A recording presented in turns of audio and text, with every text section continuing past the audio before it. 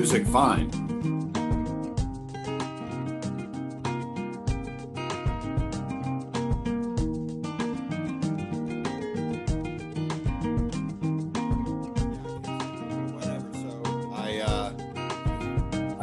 I see your graphic, I hear the music really loud, and I can barely hear you.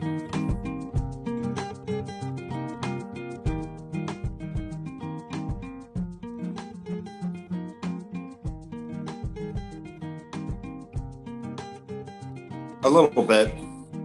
It's still pretty loud, but whatever.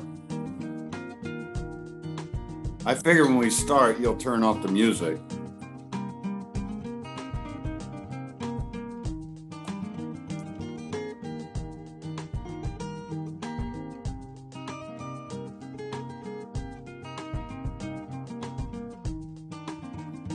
Oh yeah, now it's fine.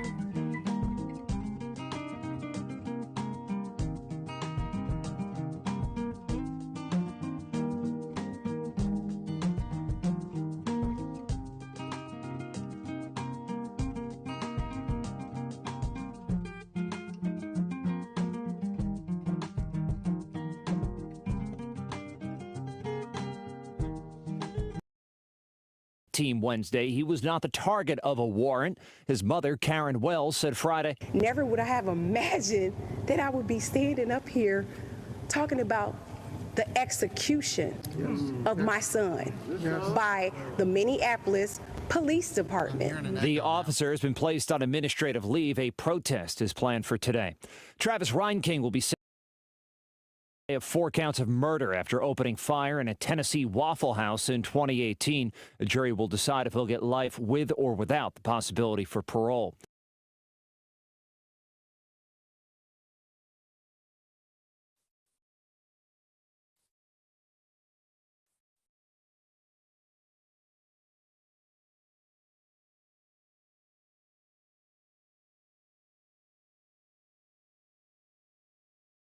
Come all you poor workers, good news to you I'll tell, how the good old Union has come in here to dwell. A battle in the heart of Alabama caught our attention. Coal miners in one community, they've been on strike now for months. Working as long as 12 hours a day, 7 days a week, in some of the most dangerous conditions. I really think that the labor movement is the single greatest force for democracy in the history of the United States. The story of Alabama is a story of not just resilience, but of militancy. I say no contract, you say no code. No contract, no contract. If we ain't all free, ain't none of us free. You're listening to Alabama's only union talk radio show, The Valley Labor Report, with Adam Keller and Jacob Morrison. Hello, Tennessee Valley. This is the Valley Labor Report. My name is Jacob Morrison, here with my co-host and fellow agitator, Adam Keller, and we are broadcasting live, online and on the radio, from the heart of the Tennessee Valley, the Spice Radio Studio in Huntsville, Alabama. Today, we speak to Dee Taylor, International President of Unite Here, about their Comeback Stronger report.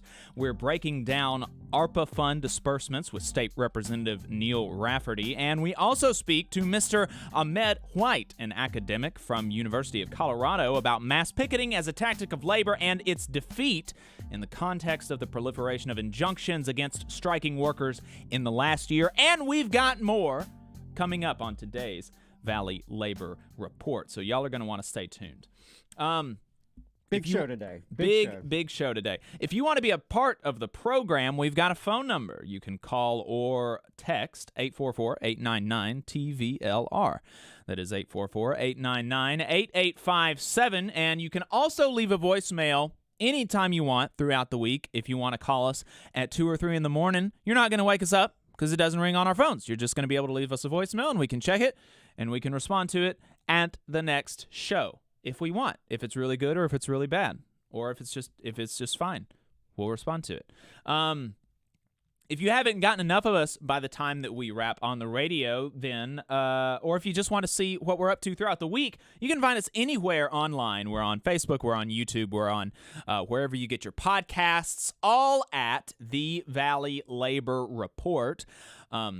And I just want to remind y'all that your support does help us stay on the air. Our largest single source of funding comes directly from our listeners. And February, the month of February, we finally it took a little bit after we went on break last year because I was deployed to support Hurricane Ida recovery in New Orleans. And so we were off the radio for a bit, and it took us a while to get all of our sponsors back up and everything, all the money coming in. But for February, we've got a bit more money coming in than going out, which is always nice. So if you want to help us stay out of the red, stay on the radio, and expand our reach, then you can support us on unionly.io/o/TVLR. That is unionly.io/o/TVLR, or patreon.com/The Valley Labor Report. But I will say, Unionly, it's a union company. They only work with unions and labor organizations, organizations like us, labor adjacent. And their fees, their processing fees, are lower than Patreon. So more of the money that you send to us goes to us, and you're using a union service instead of Patreon. So that's pretty cool. So support us on Unionly. You can also find our stickers on our Unionly store. It's pretty cool. And I do also want to send a special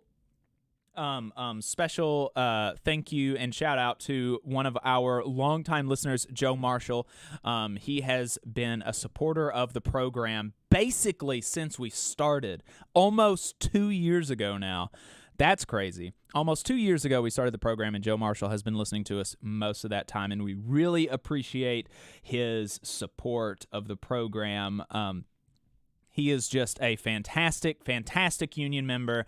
The ideal of kind of what you want from somebody who is, who's been in the movement, who's now retired, and he's still doing everything that he can to support working folks. I was talking to him the other day, and he's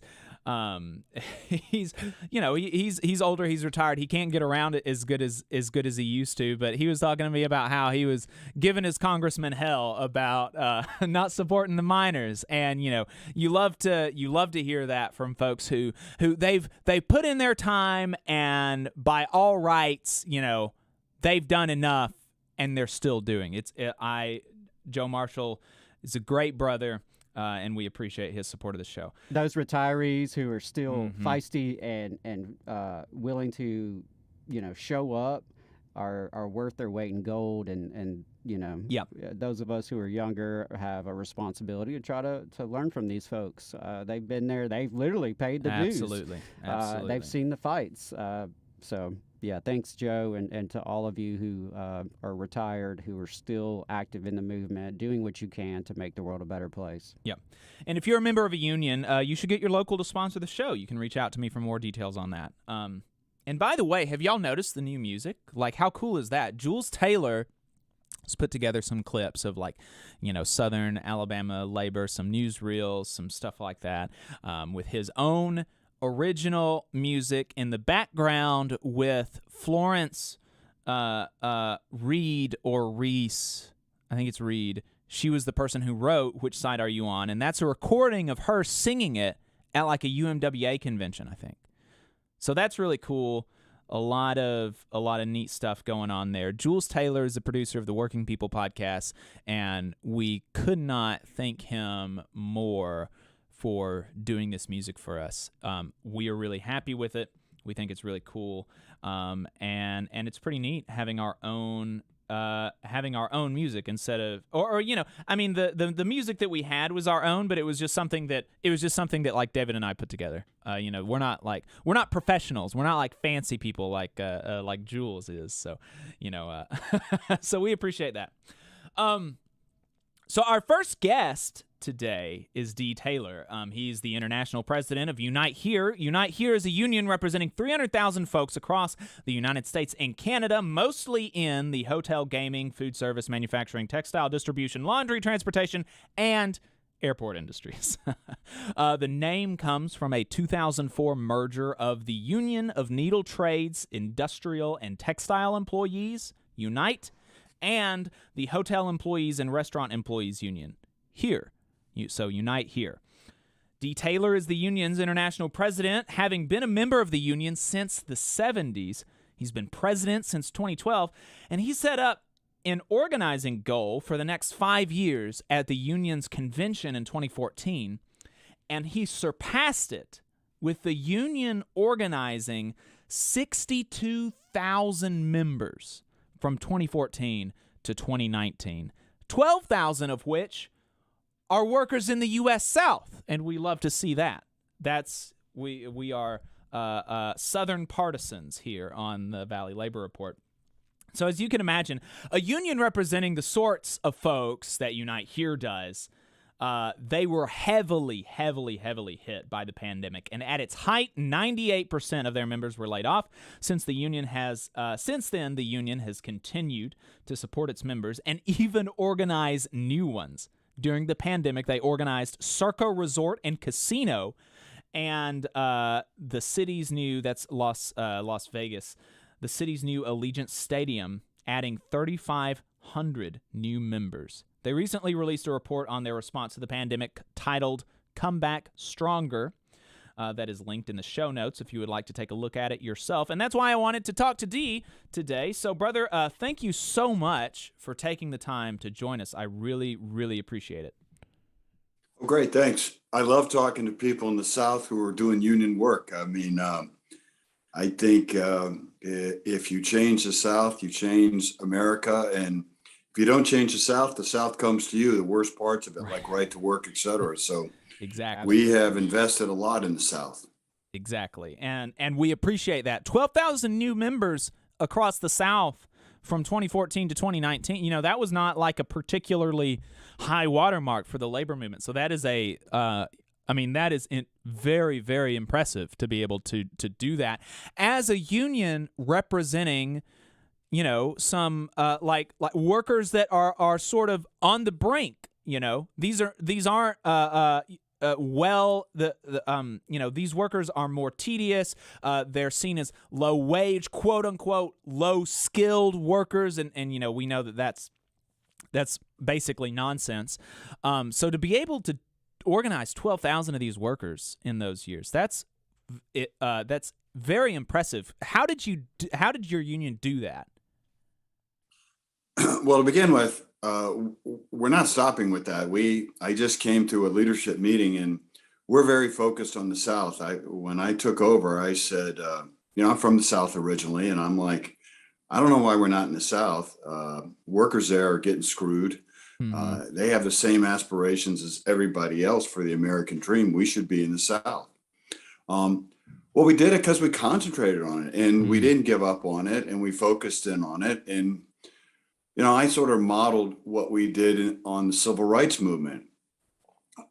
In the civil rights movement, these chains like Woolworths and others operating in New York or LA or Chicago, you know, doing all this great stuff. And then if you went to Atlanta or Birmingham or Mobile or New Orleans, they acted completely different. And so with some of these chains, we said, you can't act like you're our friend in New York and then put people in poverty in the South. And so we focused in on that, and we focused in on both in food service and in gaming and also in hotels. I mean, for example, Caesars operates in Atlantic City and Las Vegas and other places. They have a big place in New Orleans. We said, hold on a second.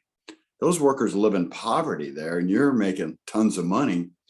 That's not going to be acceptable. And, you know, we organized that place, but our workers in Las Vegas and Atlantic City said, no, we're not going to have things just go everything normal while our brothers and sisters in New Orleans are getting under the thumb of the boss. And same thing with hotels and same thing with food service. Right. and I worked in a restaurant for about 3 years before I got my job with the federal government. Once I graduated college, and I have such a great amount of respect for folks that do that work, and I feel so much solidarity with them because of, the way that people look at them and the way that they're treated by society and by the boss and the way that they're looked down on. And it's, I worked a lot harder when I was in a restaurant than I do now at my desk job. And it's not because, I don't do a good job. It's just like, that's hard work. It's hard work being on your feet, 12, 14 hours a day. I was making $2 an hour from the restaurant. I made tips and things like that. And, folks have to make rent on that kind of money. And it's insane that, that we as a society have allowed that to be the case. And that's why I respect so much unions that, like yours, that specifically go after go after these types of workers, to support them in their organizing efforts, in one of what I believe is one of the most exploited industries in the country right now. So what I wanted to talk to you today about, though, was the response that your union had to the pandemic. And like I said when I was introducing you, I'm sure folks can imagine that a union that primarily represents like food service and entertainment workers, the pandemic hit you really, really hard. Can you talk to us about what it was like in the early days of the pandemic when you had 98% of your members laid off? What was that like going through those meetings and working with the members? It's pretty scary. You think about it. Nobody was traveling. There were no concerts. There were no sports events. Nobody was going to a hotel or a casino. Things were just shut down. So we had 98% of our workers out. But we're very resilient. We're very focused. We had been good guardians. And so we really made an effort to do several things. One, I'm sure in Alabama, like every other state, the unemployment system was completely inadequate to take into effect all the folks. So we felt very much we had to shepherd people through that. We wanted to make sure food banks were up. We also started negotiating with companies about extended health care benefits, because in the middle of the pandemic, the last thing you wanted to do was to lose your health care. We also pushed these companies to pay people for a while, because we're like, these are the same people who brought you prosperity. Right when times get tough, you really want to abandon them? That's your idea of loyalty? I think one of the effects of the great resignation in this country, particularly in our industry, is our industry showed that essentially they view workers in the hospitality industry as expendable. And so people are like, okay, I'm going to have to put up with a lot of gruff from customers. I'm not making enough money to really obtain the American dream. And I know my owner doesn't care about me. So I think that's why people have booked out. At the same time, we spent an enormous amount of time on a few things. One, the kind of relief on nuts and bolts. Also, we wanted to make sure on rent assistance. Those COVID bills were very helpful to prevent evictions. Two, to make sure people got through unemployment, because that was a nightmare in every state. Number three, food. So we felt with shelter, some money, and food to try to get people through. But then we wanted to make sure they had the right to return back to their old jobs. Because what a lot of companies wanted to do is, we have the excuse of the pandemic. Boom, we'll wipe our hands at these workers and bring in a whole new crop at lower price. Right. So we had to actually pass legislation called right to return. No fault of their own. They had the right to go back to their job. Right.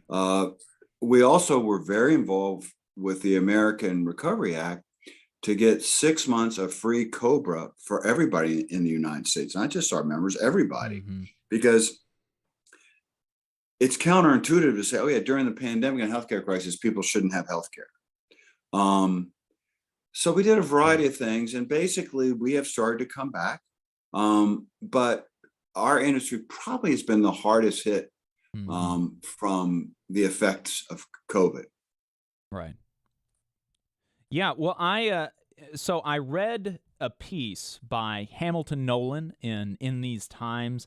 It was published in December 2021, and the title is "How the Mighty Culinary Union Survived the Apocalypse." And so this is about one of your locals in Las Vegas, and this is just, I believe, just the culinary union, not the entire international. They launched a free food distribution that has given out nearly 500,000 baskets of food to members: beans, rice, chicken, fruit. And at the program's peak, 1,800 people were coming to pick up food every day, according to Hamilton's reporting here. And it said that the union guaranteed its members health care coverage for 18 months. That's amazing. Correct. The support that these people got as they were laid off of their jobs, from the union directly and from the union's lobbying efforts, like you were talking about, getting the right to return, that is huge, because one can certainly see how it would be very tempting for a company to say, oh, I've got this, 30-year employee who's now making, I don't know how much, $30, $40 an hour. I can hire somebody who's, a snot-nosed brat, 18 years old, right out of high school, pay him $15 an hour, and he'll be happy doing the same job. Why wouldn't I do that? And y'all were able to secure a right for these people to, whenever these jobs open up, they have to be hired first. I mean, that's like, it's just from the union directly, from the union's lobbying efforts in Nevada and in D.C. Most people didn't have that. Yeah, we also got that legislation on right to return for the state in California and Connecticut too. We also got it in certain metropolitan areas, and it wasn't just applied to our workers. It was applied to everybody in our industry, because, part of our job is to uplift people and give people rights. And we felt very strongly about this, but if there ever was a sign of the union difference, it was during the pandemic in our industry. Yeah. Companies left workers on the highway by themselves. And I feel very good about the work that the union did. That food distribution in Las Vegas, by the way, was not just for our members. We decided to extend that out to the community because, our members have neighbors and friends and family who work in the same industry, and we wanted to make sure they had food on the table. And that distribution went to anybody, and it was all COVID safe.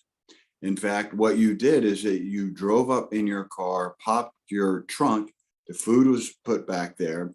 We had to do deliveries too, because as you know, some people relied on public transportation. And you can't get public transportation and have 40 pounds of food to get back on the bus. So we did that too. But it was not just unique to Las Vegas. The efforts we did, like in Orlando, were tremendous. Orlando, Florida. The work we did in Boston was tremendous.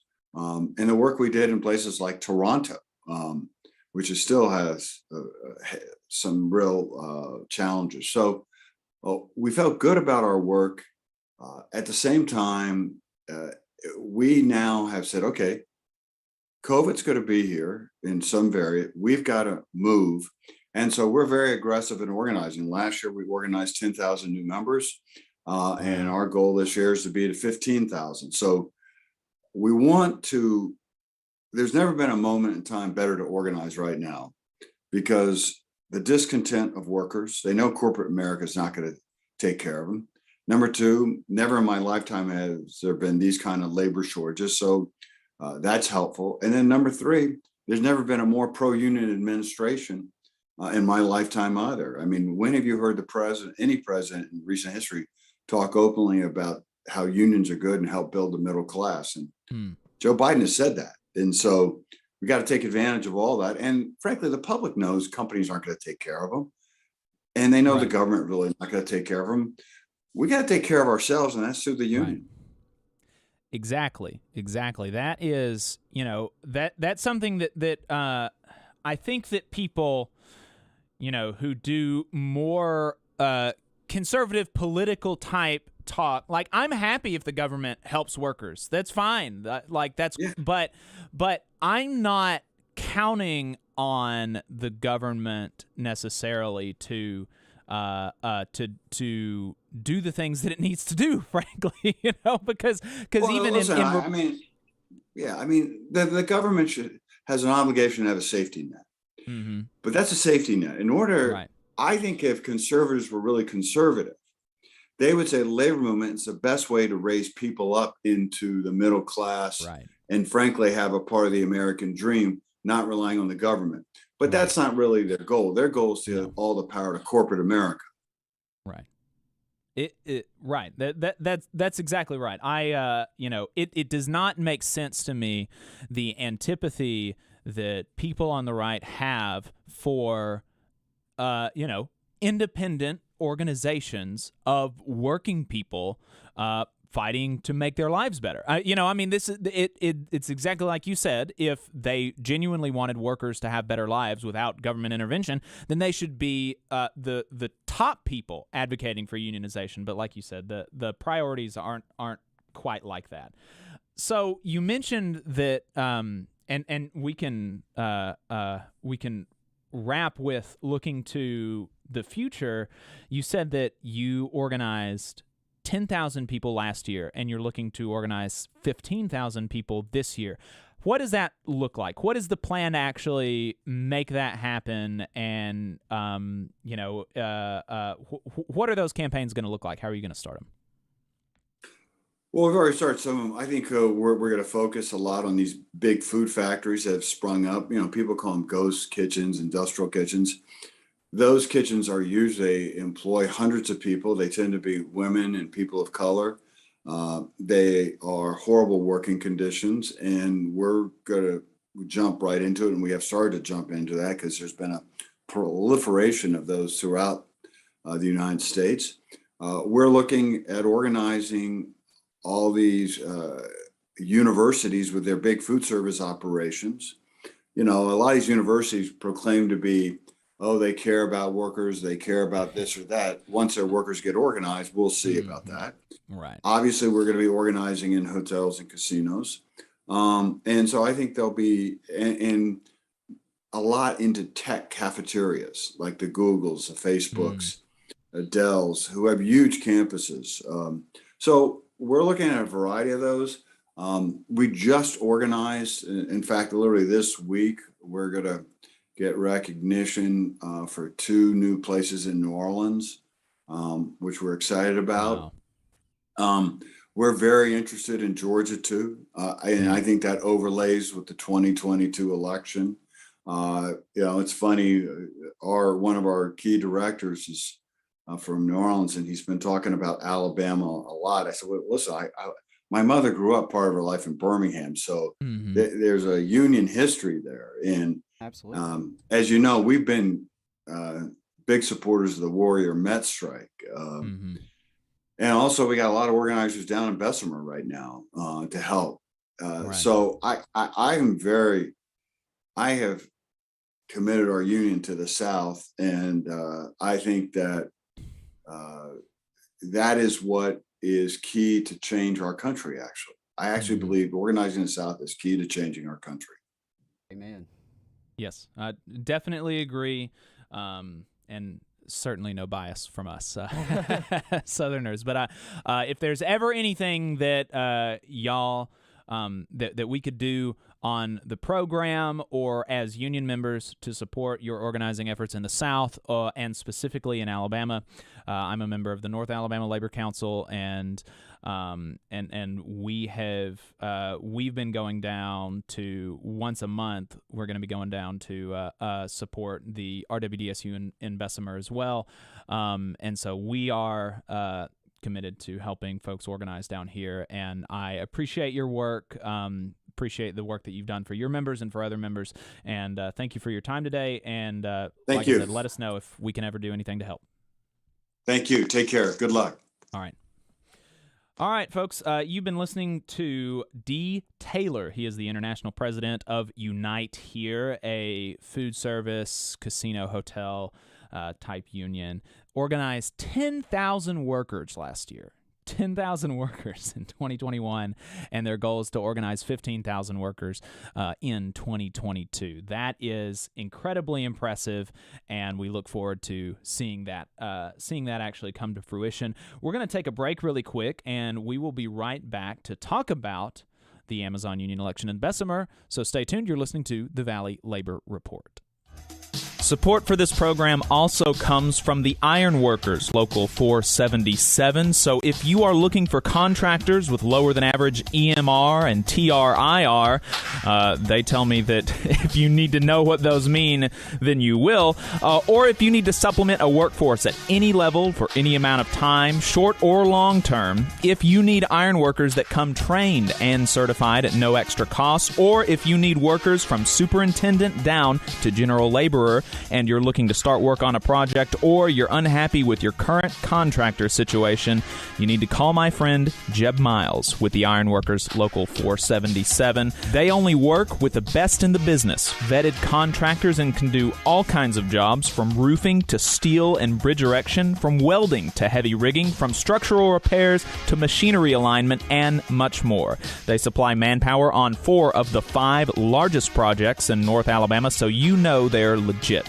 If you need good quality, safe, efficient, diligent, and knowledgeable workers on your job, then you need the Ironworkers Local 477. Call Jeb Miles at 256-383-3334 or via email at local477@bellsouth.net, and make sure you tell them that you heard about them on the Valley Labor Report.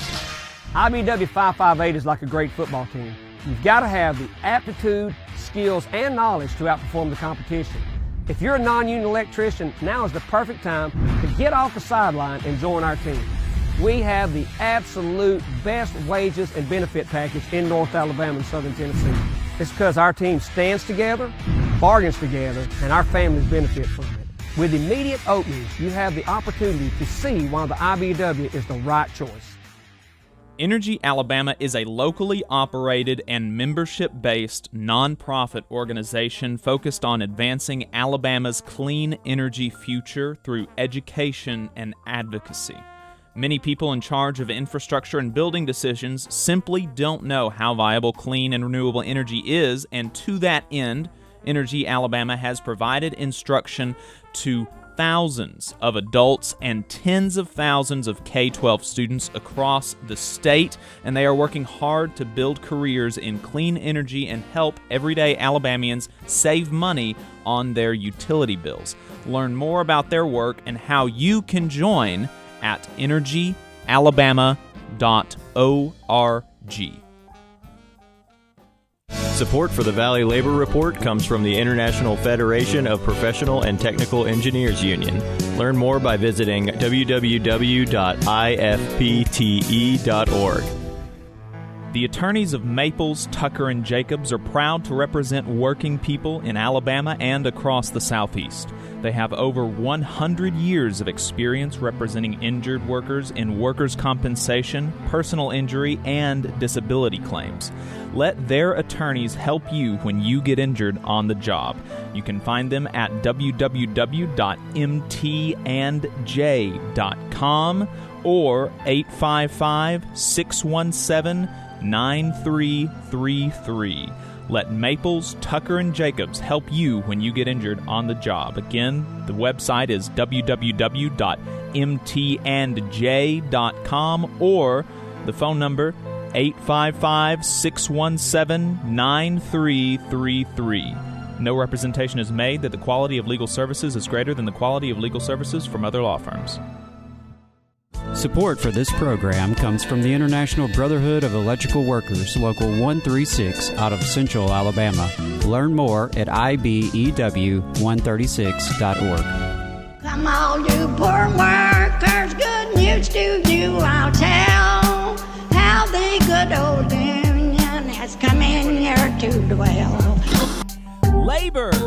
It's all wealth should go to labor. You are listening to the Valley Labor Report. My name is Jacob Morrison, here with my co-host and fellow agitator, Adam Keller. We appreciate your time this morning and appreciate everybody tuning in online. We're going to be going extra. We're going into overtime.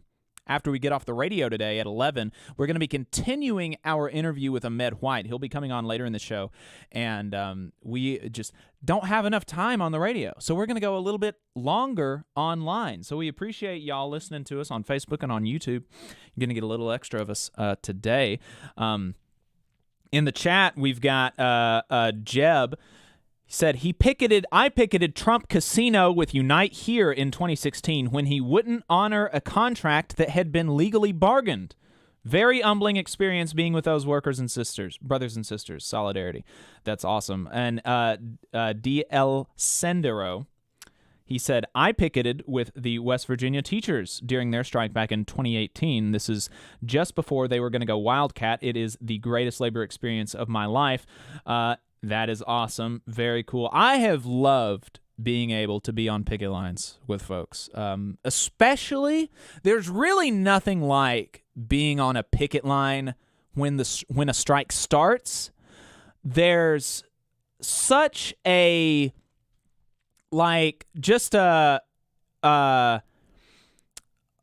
raw kind of like screw you energy.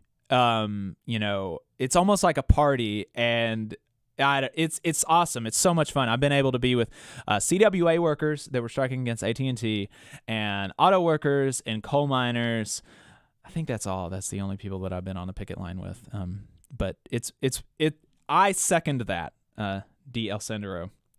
Before we move on, I just wanted to give another plug for that report from D. Taylor and Unite Here, the Come Back Stronger report. If y'all haven't checked this out, take just a second to do it.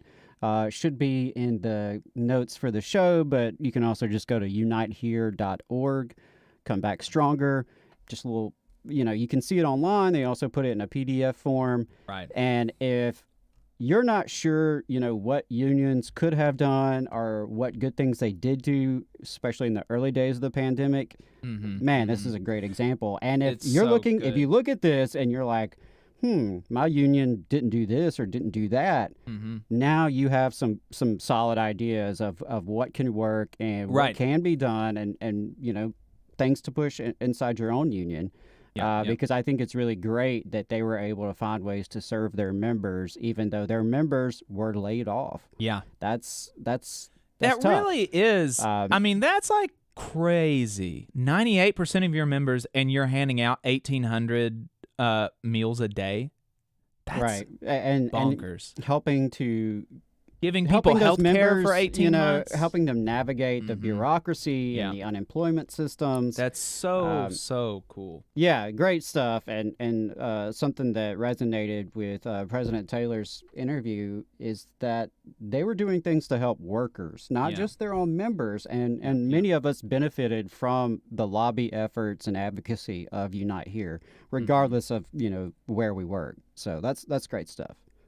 And while we're reading from the YouTube chat, Jeb also said that Biden was at Ironworkers Local 5 in D.C. yesterday, signing an executive order for project labor agreements on federal projects over $35 million, and that's huge. That is huge for the building trades unions, and for an administration that is having so few wins, I don't know why. 67,000 federal employees got a raise to a minimum of $15 an hour. A couple weeks ago. Why is that? Why is the administration not going all over the place with that and the project labor agreements? Jeb said, especially in North Alabama with all those low road contractors working on federal projects. All these people, we talked the other day about these non-union contractors. 30% of construction workers are on some sort of government assistance program, like food stamps or Medicaid or something like this. And those aren't union workers, okay? Those are non-union construction workers, and their bosses are making more, and it's just insane. So these, you know, that reminds me of a conversation we had a while back with Patricia Todd with Jobs to Move America, and they did the study on state subsidies here in Alabama and the ways in which the state government, local governments, you know, just bend over backwards to give money, resources, tax breaks, tax incentives, you name it, they're all there to try to more or less, you know, maybe bribe is a strong word, but it's a form of, you know, legal bribery in a way to get companies to locate here or to expand here. Right. And, you know, that just seems like a common sense sort of metric when you're looking, if you are doing economic development, maybe you should ask, are you going to pay your workers enough to where we don't have to turn around and subsidize them in other ways through the social safety net? Are you going to provide benefits that are sufficient for your workers so that, you know, they don't qualify for Medicaid? Seem like very common, like that's just like low-hanging fruit that you should look at when you're doing economic development. Adam, you're crazy for thinking that when your tax dollars go to private hands that they should support their workers. Obviously, your tax dollars should be primarily given to the pockets of the Raytheon CEO. Like that's where it's important that your when we allocate your tax dollars, we need to be primarily focused with making sure that CEOs get as much money as possible with as few restrictions on how they treat their employees. Well, you know, it's funny you bring that up because we have a gentleman called Del Marsh, state senator here in Alabama, former state Senate pro tem. He's now taken a step back from that so he can focus all of his time and energy on privatizing the public school system. And we'll talk about this more in depth next week. But, you know, the idea being that you as a resident, you pay taxes that go to schools. And so you should get that money back to send to a private school or a homeschool or a church school.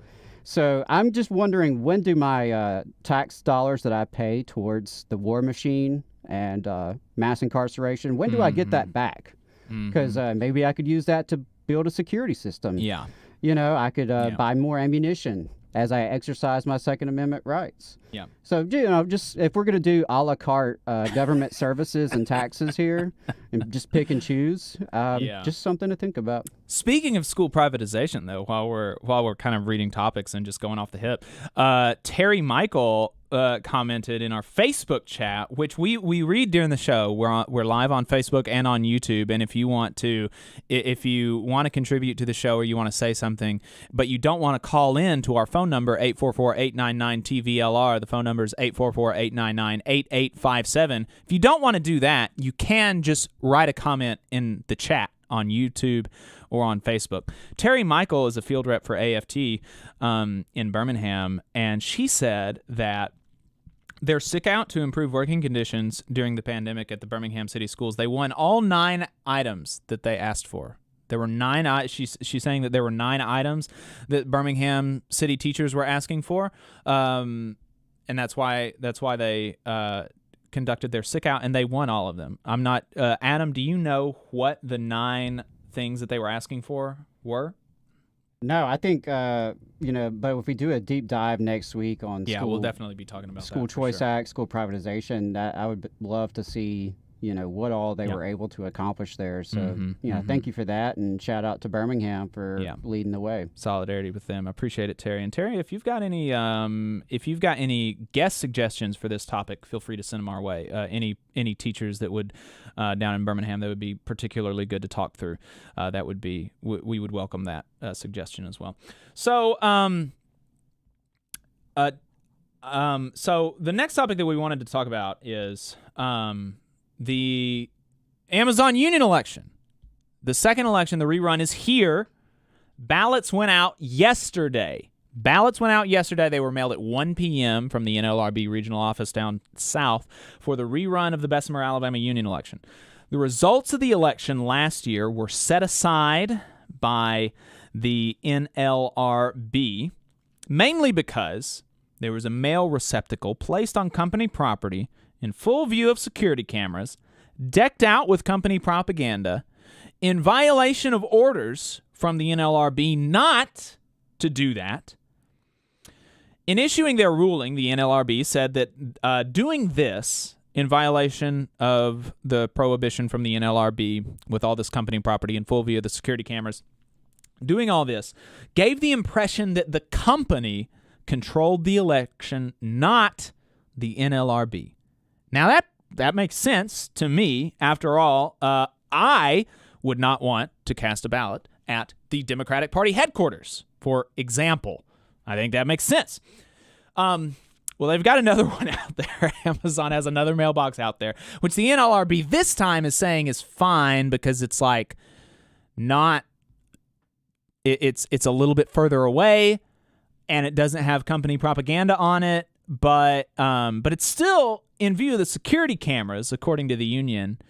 And I'm not like I don't understand the NLRB's reasoning on this. If it was enough to totally like set aside an election, why would you even allow it there? Because there's no reason other than the election that Amazon is putting forward to have this mail receptacle there. It's not necessary. Not necessary for the running of the business. It's only for the election. There's no reason. Just don't have it there. Just don't have it on company property. Yeah, I thought that was interesting too. And the latest updates that came out yesterday, I got the impression that the labor board is going to just kind of take the approach of, hey, we're at the election point. The ballots are going out. We'll deal with any fallout or complaints afterwards. Yeah. Maybe, that's my interpretation. Maybe I'm wrong there, but that's the vibe I got, that they're sort of just at the point of no return now, and they're going to deal with any sort of complaints after the fact. Because I saw that too. It was a little confusing, especially when the union said, hey, it's still in view of a security camera, and that still, provides some chilling effect, I think. Rationally or irrationally, you should not have a chilling effect conducted in what is supposed to be a neutral, fair, free election. Yeah. It doesn't make any sense to me. I don't understand it. But beyond that, the company has been engaging in other illegal union busting activity. Isaiah Thomas, a ship dock worker at the Bessemer facility, said at a press conference that he has been surveilled and disciplined for discussing the union during break time, which is your legal and federally protected right as a worker in America. You can discuss union activity in neutral settings, like in a break room, and when you're not on the clock, when you're not supposed to be working. Which, just as an aside, this is the real free speech fight in the country that's going on. Absolutely. And until the millionaires that are crying about being censored from the tops of some of the most illustrious media institutions in the world, until these millionaires start caring about working people who are daily censored by their boss, who are or our sisters and brothers in Brookwood, who are being repressed by the state, who are being told by the government, you can only have so many people on the picket line. Until they start caring about that, I could not care less about whether you are on this or that platform, or whether these people want to be associated with you or want to speak to you. Like, I could not care less about that until you start caring about working people who are actually being censored in America. Yeah, and I think that's important. That's where the First Amendment battles are really happening. That's where, the majority of people in this country feel First Amendment suppression. Mm-hmm. It's in the workplace or on social media or in the community about their workplace. Yep. How many people feel safe and comfortable actually having open, organizing conversations with their coworkers, especially here in the South? Yeah. You and I hear it from people all the time who are interested in unions and interested in organizing, but fear is a major factor there. Right. So, I don't want to hear about First Amendment conflicts unless we bring that into the conversation. Oh no, Instagram's putting a warning in front of my misinformation. I'm being censored. Oh no. So of course, beyond the illegal stuff though, we've got the mandatory captive audience meetings that is totally legal. that the company is holding 8 hours a day, 7 days a week, at penalty of job loss for workers at Amazon. I mean, talk about censorship and controlling your actions. That's crazy. And so all of this is evidence that labor law is broken. And what is the remedy under federal law for violating a worker's right to vote in a free and fair election? It's basically nothing. It's having another election. There's no fines. There are no harsher enforcement mechanisms. None of that.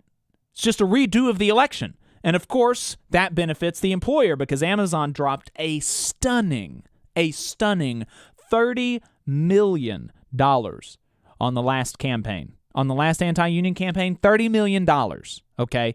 And now they're more profitable. They just released a financial report showing that they had like their most profitable quarter or year or whatever in the company's history. And now they're raising their prime prices. And so people are going to, if the union goes through, if and when these workers win their union election, there are going to be people on the radio that say, the Amazon's raising their prices because people in Bessemer are now making $20 an hour instead of $15 an hour, and that's why. And it's like, no. It's because they're wanting to put money in these people's pockets. They're paying $30 million for anti-union for union busters. They're putting billions of dollars in the pocket of one person. One person. Same thing with Starbucks. I mean, you've already seen Starbucks say that they're going to be raising prices, and there's already some conversations pinpointing that back at the workers and the unions. Right. There's not even the first collective bargaining agreement signed at a Starbucks store. Right. It's not. You can't pin that on the union. You can't pin that on the workers for organizing. That's their right. It's that's what they should be doing, and we're proud of them for doing it. There are many ways that corporations can take, many actions they can take before they decide to raise prices on a consumer. Starting with all the money they send to their union-busting law firm friends. For comparison, RWDSU spent like $700,000 to $800,000. But it's more difficult for RWDSU to do another campaign than Amazon because RWDSU is funded by workers. Workers contribute $10 a week in their dues. Members of RWDSU pay $10 a week for their dues. And that's how they have, hundreds of thousands of members across this country and Canada that do that. So $700,000, $800,000 is a lot more difficult for them to come up with than $30 million is for Amazon.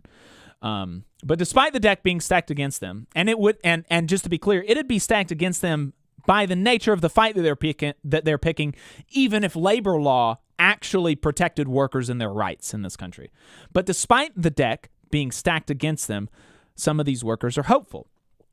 I mentioned last week that several unions have been supporting the campaign, including my own. AFGE has 6 organizers down there, and you just heard Dee Taylor from the international president of Unite Here mention that they have several organizers several unions, Teamsters, SEIU, Unite Here, AFGE, and others are basically just giving RWDSU organizers for months at a time to support this campaign, and that's awesome. The North Alabama Labor Council resolved in December to spend at least one day down there per month making house calls with RWDSU, and last week was the first time that we did that. The company has been trying to make this sound terrible in the messages that they bombard their workers with, saying, quote, many have expressed concerns with inconvenient home visits and phone calls by union organizers. I want to know how many is. Okay, what these concerns look like. Because it's much less inconvenient and concerning than a captive audience meeting that the bosses force you to sit through, I would say. If you don't want to talk to me, you don't have to. You can just say, I'm not interested, and I will walk away. Right. There's not the implicit power dynamics there because you don't employ them. You have no power over them. But people talk about, the union is going to coerce people if we have card check. Yeah, the union is the union. Workers are the ones who have coercive power in employment situation. I yeah, mean, okay. Are they talking about peer pressure? Yeah, I mean, because yeah, that's a thing. We all experienced that as children and adults. Peer pressure is a real thing, but that is not at all comparable. Yeah. To having the power of hiring and firing, the power to take away someone's health care, their ability to put food on the table. Right. And I was going to ask, since you're more up to date on it than I am, is Amazon still sending out these text messages through like their? They are. Okay. Yeah. So Amazon is still bombarding their workers. Yeah, that's where that message. Messages. That's where that message came from. Is a Amazon worker tweeted out a screen cap of it. And so you can tell us you're not interested in talking, and we'll just like walk away because we don't. I mean, that's all. That's all we can do. We just walk away and say, okay. Well, I'm not going to talk to you. If you tell your boss, I'm not interested in hearing your anti-union crap. I'm going to continue doing my job, or I'm just going to go home. You can be fired. So, but the conversations that I had on Saturday were great. Basically, everybody that I spoke to invited me into their home. Everyone was incredibly friendly and receptive. And a common theme that I heard from workers was that there were folks that voted no last time that are going to be voting yes this time. Because they told me immediately after the campaign was over last year, the changes and the nice facade that Amazon had put on for the campaign saying, oh no, you don't need to unionize. You don't need to unionize. We understand there's some change, you want some changes. We'll just do that. You don't need any of this pesky power in the workplace. You don't need that. We'll do it. We'll take care of it. That all left after the campaign. And workers got upset about that because they felt like they had been lied to. One woman that I spoke to said that she didn't know a single person in her department that would be voting no. That is really amazing to hear. And More Perfect Union interviewed some workers expressing these thoughts that are more hopeful from workers on the ground. So let's listen to those two clips that I've got from More Perfect Union. Boys, a lot of them didn't vote. A lot of them were young people. A lot of young people didn't understand the importance of the union. But after we lost that vote, you know how many people said, I should have voted, that I should have. So it's a lot of mind changing. They went home and talked to their parents, their grandparents. Now let's play the second one.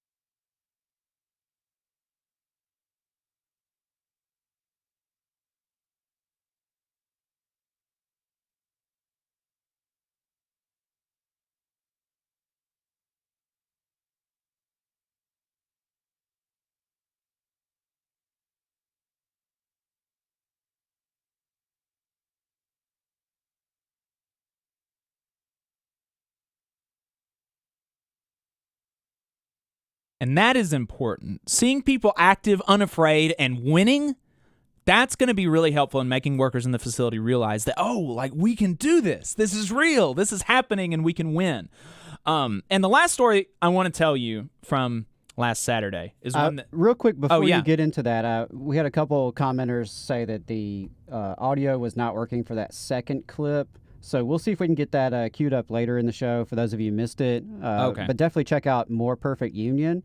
And the thing I loved about that second clip there, for those of you who didn't hear it, was a worker, Isaiah, talking about an action they took already. I mean, again, you don't have to wait on a union election to take action in your workplace. And I think that was a great demonstration because Isaiah and I think he said over half the folks on his dock signed a petition. And the petition was about a lack of microwaves for the break room. That seems like a very simple kind of thing, but how many of you have experienced that? I know I've certainly been there where the break room doesn't have enough microwaves for everybody for the lunch rush. You're all trying to have something to eat. Just, put some calories in your body to make it through the rest of the shift. They had broken microwaves, not enough microwaves. Yeah. So Isaiah and his coworkers got this petition. They marched to the boss. They turned in this petition, and wouldn't you know it, a day later, they have plenty of microwaves. Yeah. Yep. So, I mean, and I think that's pretty telling on how direct action can not only get the goods and what you're asking for, but inspire others and show a path forward for why organizing can be good, and why that's a pathway moving forward to improve not just break room conditions, but their life as a worker. The last story that I wanted to mention from last Saturday really frustrates me because I was speaking to this very sweet but skeptical woman in her home. And you could tell that she had been through these captive audience meetings, because one of the things that Amazon is saying is the union can't promise anything. And that's true, right? Because the union is just the workers. Workers are the union. And so, you're not going to be told what to bargain for, how to bargain for it, or when to strike, how to strike. Like, these are all decisions that you will have to make yourself once you have a union. Once you decide to unionize, these are decisions that are going to be made democratically and by the workers. And so, but she asks, what is the union going to do? Give me $40 an hour? And she said it with the subtext of like, that's crazy talk. $40 an hour? That's never going to happen. And how sad that Amazon has been able to beat this woman down to where she's got like kids in college. She's a middle-aged woman. And she believes that $40 an hour is an outrageous amount for her time. You know how much $40 an hour is? That's $80,000 a year. Union auto workers make $80,000 a year. Union dock workers sometimes make double that. Electricians, some union warehouse workers even make $80,000 a year. That's not insane. That's not a crazy amount of money. That's chump change to what the union busters that Amazon is hiring. That's chump change to them. These people that Amazon is hiring, this third party that Amazon is bringing in to talk to these workers, that's chump change to them. They're making millions of dollars a year, individually, thousands of dollars, literally thousands of dollars an hour. And this woman does far more valuable and productive work for society than these union busters do. All they do is suck money off of the labor of other people. They don't create anything. They don't do anything of value. And they're making thousands of dollars an hour. And you think that GM has more money than Amazon? Give me a break. Maybe Amazon workers won't get $40 an hour on their first contract. Maybe not even on their second contract. But nobody else did. Nobody else did. GM workers, Ford workers, they didn't get $40 an hour on their first contract. But are they worth it? Hell yes. Hell yes. Amazon workers are worth $40 an hour. Hell yes. That's not crazy. That's not crazy talk. Why wouldn't they be worth $80,000 a year once they've been in the facility and have some experience? Hell yes. Power to the workers down there, in solidarity with them as they fight the fight against the largest corporate enterprise in the world, and as they face this propaganda that tells them that they're not worth anything. So Neil Rafferty wasn't able to join us today to talk about ARPA fund distribution, and we've got a couple other segments we still need to get to last week in Southern Labor. So we're going to do, but we're going to have to do last week in Southern Labor only online after we finish our talk with Ahmed White from Colorado. But really quickly, we're going to go to break really quick. But before we do that, I did want to give everybody an update about the anti-riot legislation really quick and some action items on that. The legislators took no time getting to moving forward on this legislation designed to keep workers from peacefully picketing their workplace and protesting the government, as if the state and bosses needed more tools to stamp down dissent. And this is the one thing that no one will explain to you, right? That none of these people pushing this trash will explain what problems it solves that aren't already addressed. It's a crime to destroy property. It's a crime to hurt people. Dozens, maybe hundreds of people were arrested, and more than 90% of these people in Alabama had their charges dropped because they were bogus. If anything, we need to be having conversations about loosening laws regulating speech and assembly in Alabama, not further restricting rights of working folks here. But like I said, they wasted no time after the special session was over and placed priority on this bill. There was a public hearing, super scare quotes on that only allowed comment from 3 people. Next week, the House Judiciary Committee will vote on whether or not to send this legislation to the full House for a vote. If you are a union member, and if you value your right to picket, if you value your right to get a little rowdy on the picket line and make them damn scabs feel a little bad when they cross our line, if you value that, you need to tell your legislator, especially if they're on this committee. If you're a community member that values your right to assemble in accordance with our constitutional rights as Americans, you need to let your legislator know. So who is on the Judiciary Committee? The chair is Jim Hill. The vice chair is Tim Wadsworth. You've got Philip Pettis. Mike Ball is from Madison. Mike Holmes, Dickie Drake, David Faulkner, Marika Coleman, Prince Chestnut, Chris England, Wes Allen, and Matt Simpson. These are the people that are going to decide if this bill moves forward. And they need to know from union members, from community members, that we value our right to assemble, we value our right to speak, and we value even our right to make people a little uncomfortable, to hurt people's feelings. I think it's fine to hurt people's feelings. I think it's fine. I'm an American. I'll hurt people's feelings if I want to. I'll maybe even cuss them out because I'm real rebellious, okay?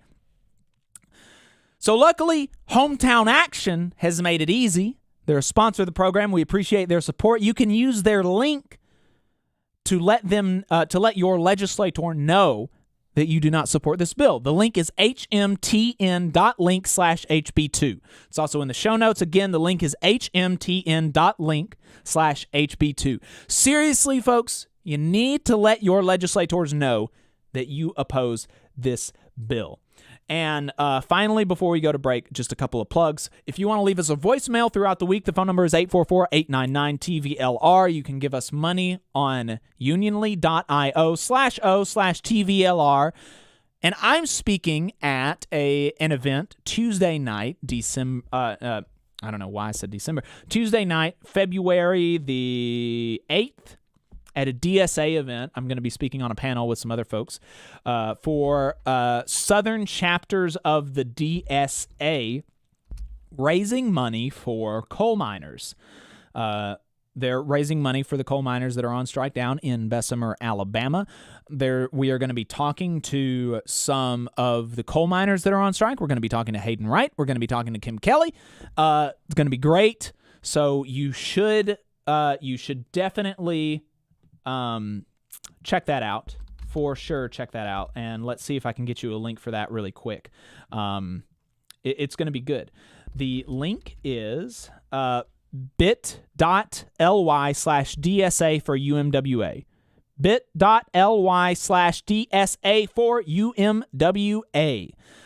I'm going to be there. Kim Kelly's going to be there. Hayden Wright and coal miners. So very cool. I really appreciate. And that's something for union members to keep in mind here. You know, I'm not a member of DSA, but I am very thankful for their work, and I appreciate what they're doing for working people. And I understand that there are union members that hear socialist and they think, oh, scary, whatever. But look, who's been on the side of these coal miners this whole time? It's been DSA. DSA's already raised thousands of dollars, and they're going to be doing this event on Tuesday. Republicans haven't, not a single Republican or conservative voice or politician in Alabama has spoken out in support of these people, and very few Democrats have. So that's something to keep in mind. We're going to go to break, and we're going to come back and talk to Ahmed White about the history of mass picketing in America in the context of the injunctions in 2021. Really excited for this conversation, so stay tuned. You're listening to the Valley Labor Report. Energy Alabama supports consumers and is a leader in advocating for them. They have been able to successfully fight off utility rate increases in the state, reduce fees for electric vehicles, increase electric vehicle infrastructure spending, and they secured a $100 million refund by Alabama Power after the utility overcharged customers for fuel. To learn more about their work advocating for customers and to join the fight, go to energyalabama.org. There's a lot of talk about a shortage of workers, but that's not the case with IBW 558. We have provided our customers over 3,000 workers and performed over 3 million man-hours in a pandemic year. With 8,000 OJT hours, 900 classroom hours, OSHA 30, and a state license, our members receive the equivalent of a master's degree. That's what makes IBW 558 the right choice for your electrical needs. Look us up at Facebook or at IBW558.org. The attorneys of Maples, Tucker, and Jacobs are proud to represent working people in Alabama and across the Southeast. They have over 100 years of experience representing injured workers in workers' compensation, personal injury, and disability claims. Let their attorneys help you when you get injured on the job. You can find them at www.mtandj.com or 855-617-9333. Let Maples, Tucker, and Jacobs help you when you get injured on the job. Again, the website is www.mtandj.com or the phone number 855-617-9333. No representation is made that the quality of legal services is greater than the quality of legal services from other law firms. North Alabama DSA is looking for folks to work for a better North Alabama. They prioritize mutual aid, municipal activism, and union solidarity. Contact them on social media or dsanorthalabama@gmail for more information. Support for this program is provided by the International Association for Machinists and Aerospace Workers, Local Lodge 44 in Decatur, Alabama.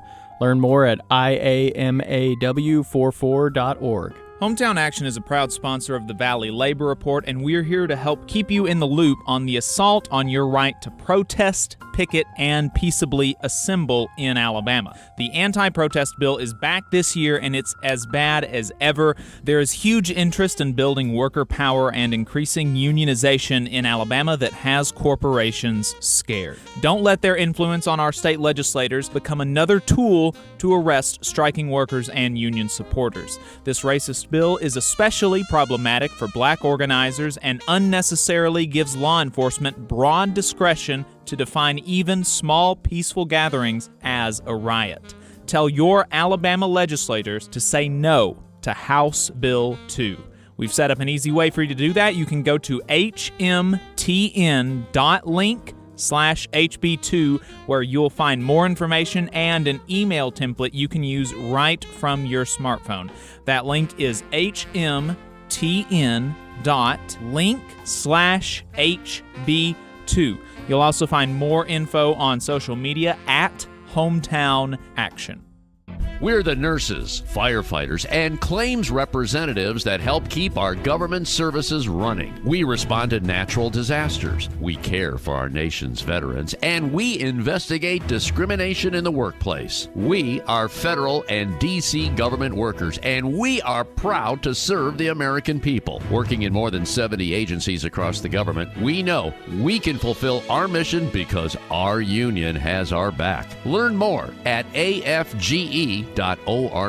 Paid for by the American Federation of Government Employees, AFL-CIO. Support for this program also comes from the Mid-South Council of Retail, Wholesale, and Department Store Union. Learn more at rwdsu.info. Come on, you poor workers, good news to you I'll tell, how the good old union has come in here to dwell. This is The Valley Labor Report. We are the only union talk radio show in the state of Alabama. My name is Jacob Morrison, here with my co-host and fellow agitator, Adam Keller. Last year was a big year for unions and their coverage, particularly around the strike. Even though in historical context, if you look over the last 100 years or so, 2021 wasn't particularly noteworthy, there was certainly a different feel and a different tone in the coverage as workers from coal miners to grad students and factory workers to cereal makers went on strike. A common theme that arose from these strikes was the widespread use of injunctions. If you listen to the show, you know intimately about the struggle that the coal miners in Brookwood have faced with these particularly repressive orders from the state, restricting them to 10 to 11 workers on the picket line at first, and then to 6, then banning the practice altogether. Now, the state has graciously allowed the coal miners in Bessemer, in Brookwood, to have 2 people on the picket line. We're so thankful to the state, to our overlords in the government. John Deere workers and Kellogg's workers also saw this tactic used against them as well. And so I'm watching Striketober unfold, right, like everybody else, and the boss making use of state power to repress protests that can, in almost no case, be called mass pickets. And I thought that it would be interesting to learn more about the history of state repression of the picket, and specifically the repression of mass picketing. My friend Daniel, who is in law school, recommended looking up our next guest, and I was not disappointed. Mr. Ahmed White is a professor of law and the Nicholas Rosenbaum Professor of Law Chair at the University of Colorado. He got his law degree at Yale, and he has been doing a lot of work lately on the history of law and labor relations. He is the author of a book and the author of an upcoming book titled Under the Iron Heel, The Wobblies in the Capitalist War on Radical Workers. Mr. White, thank you so much for taking the time to talk to us today.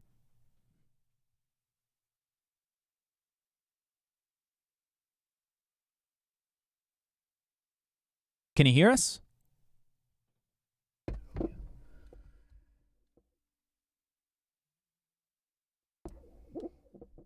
Hold on just a sec, guys. As always, Zoom can be a little tricky getting us to work both ways, where they can hear us and we can hear them. How's this? Can you hear me? Okay, there we go. We can hear you. Professor White, thank you so much for joining us. All right, yeah, thank you so much. Thanks for having me. I'm happy to be here. Great. So a lot of your work focuses on mass picketing as a tactic and its successes and defeat. The injunctions that were issued against working folks last year and are still in effect for our sisters and brothers in Brookwood, they weren't actually responses to anything that could be reasonably be called mass pickets, right? That's right. I mean, mass pickets or mass picketing is an inherently ambiguous concept. No one has a definite notion of where mass picketing begins or ends, but the instances here were not particularly indicative of that, and that's typical when you get these injunctions. They're actually seldom premised on mass picketing, because mass picketing isn't engaged in very often by workers anymore. So what is a mass picket then? Well, again, it's never been perfectly clear what mass picketing is. There's a long history in this country of banning picketing. And until the 1930s, these bans on picketing, often by judges in the form of injunctions, were seldom contested, were usually regarded as perfectly legitimate. In the 1930s, when there was a round of reformist legislation passed in Congress, picketing became, let's say, presumptively legal. When there was, by the 1940s, a kind of concerted backlash against that and against labor rights in general, one of the issues that the enemies of organized labor raised was the specter of mass picketing. And they, meaning people in Congress, including those who ultimately secured the enactment of the Taft-Hartley Act in 1947, never had a clear idea what mass picketing was or wasn't. They figured correctly that if they could ban it in some way or another, the risks of mass picketing and the cost inherent in that ambiguous definition would fall on workers. In other words, if there were doubts whether picketing was mass picketing or not, workers would bear the burdens of that. I see. So the mass picketing how would you define it then? Like in your research, when you're looking at mass picketing, what are the kind of things that you were looking at? Well, the one factor is just size, but again, that's not reducible to any particular number. It never really has. Under federal law, mass picketing is banned by Section 8B1 of the National Labor Relations Act. There's a kind of interesting story there because the ban there isn't an explicit one. It's implicit. It's a matter of the legislative history and intent, and the courts and the Nlrb have taken that for granted. So if you read 8B1, it doesn't say anything about mass picketing. Instead, it talks about unions or their agents acting in a coercive way or interfering with or restraining other workers in their exercise of their right not to be involved in union activity. That's been interpreted as the Congress intended to bar mass picketing. But again, there's no particular number that defines what mass picketing is. Instead, the National Labor Relations Board and the courts enforcing that federal provision tend to look at how coercive or how restraining or how much the protest activity interferes with the right of other workers. It's a very vague and ambiguous concept. I think that's how it's intended, and that works to the benefit of employers and their allies. Right. And that's basically, the quote unquote rights of workers not to engage in union activity. This is more or less the right to cross a picket line that this section of the NLRA is supposed to be protecting. And so that is one way that maybe we can think about mass picketing as differentiated from normal picketing, is that it is more difficult for a worker to actually cross that picket line, like physically, because there's so many people there that you just can't cross it, right?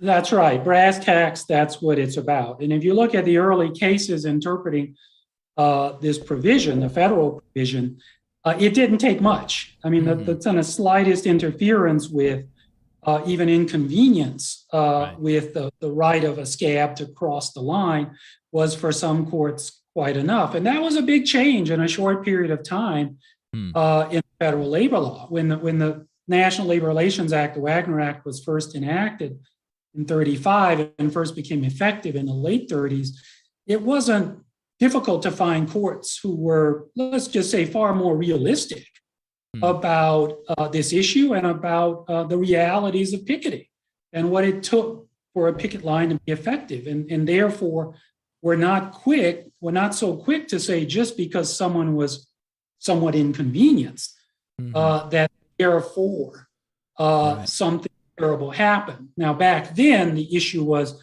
whether an employer could fire a striker or a picketer because that person interfered with someone who was crossing the picket line. That's still an issue. But nowadays, after Taft-Hartley, there's also the question of whether the employer or the NLRB ultimately could find that an unfair labor practice had occurred and essentially itself enjoin the picketing. And so I think one of the things that even a lot of the public kind of just accepts is that people should have a right to cross a picket line. People should have, that's something that I think a lot of people and companies should have a right, quote unquote, to operate their business during a strike.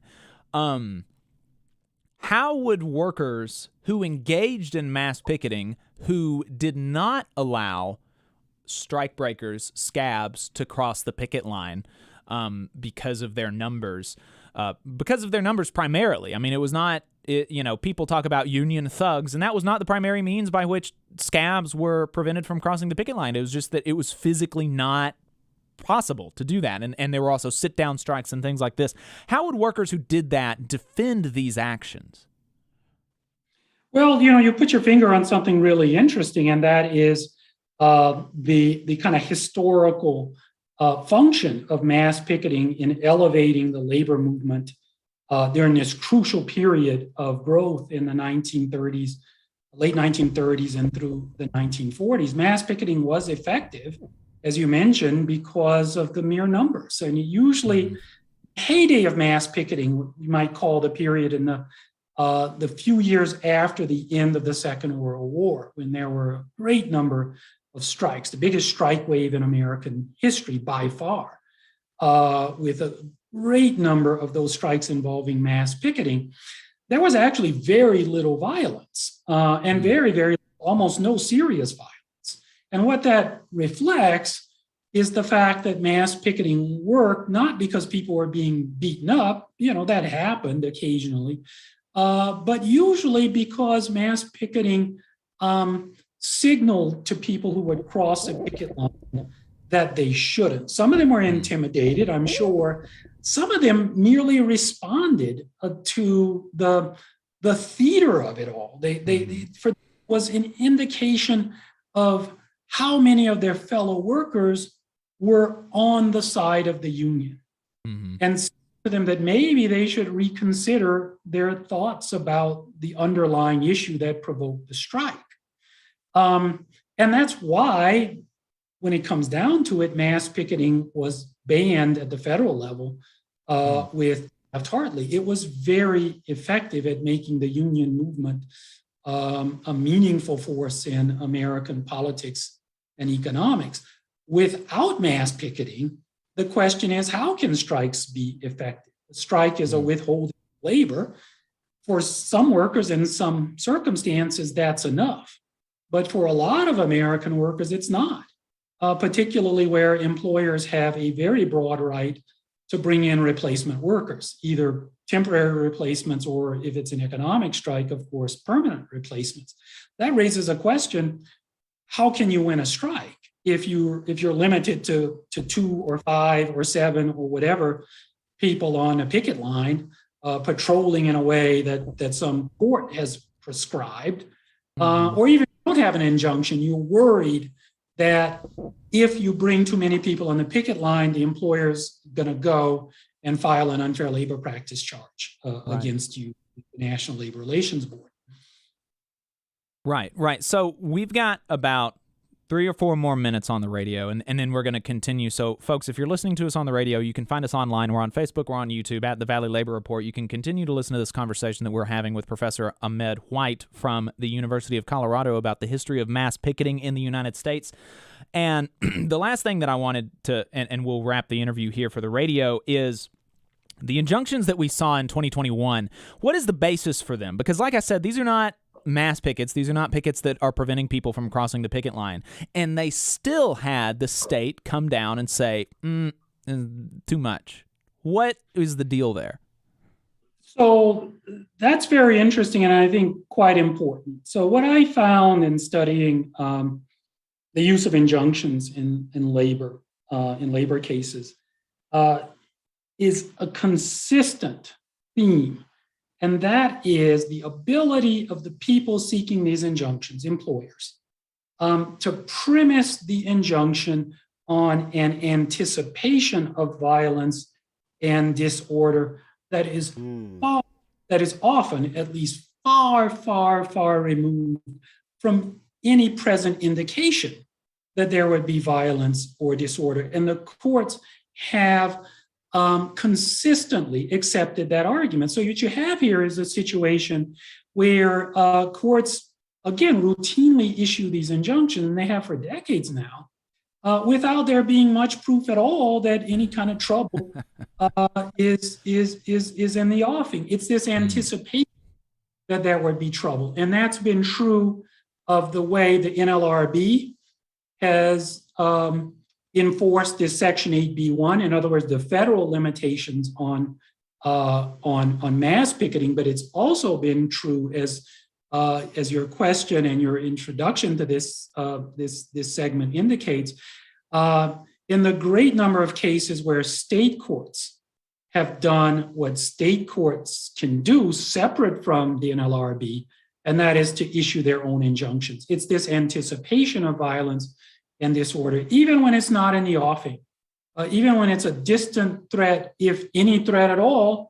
The one other thing I would say, if we have a moment to say this, is that this all happens in a context where employers or their allies very frequently provoke whatever kind of disorder there may be anyway.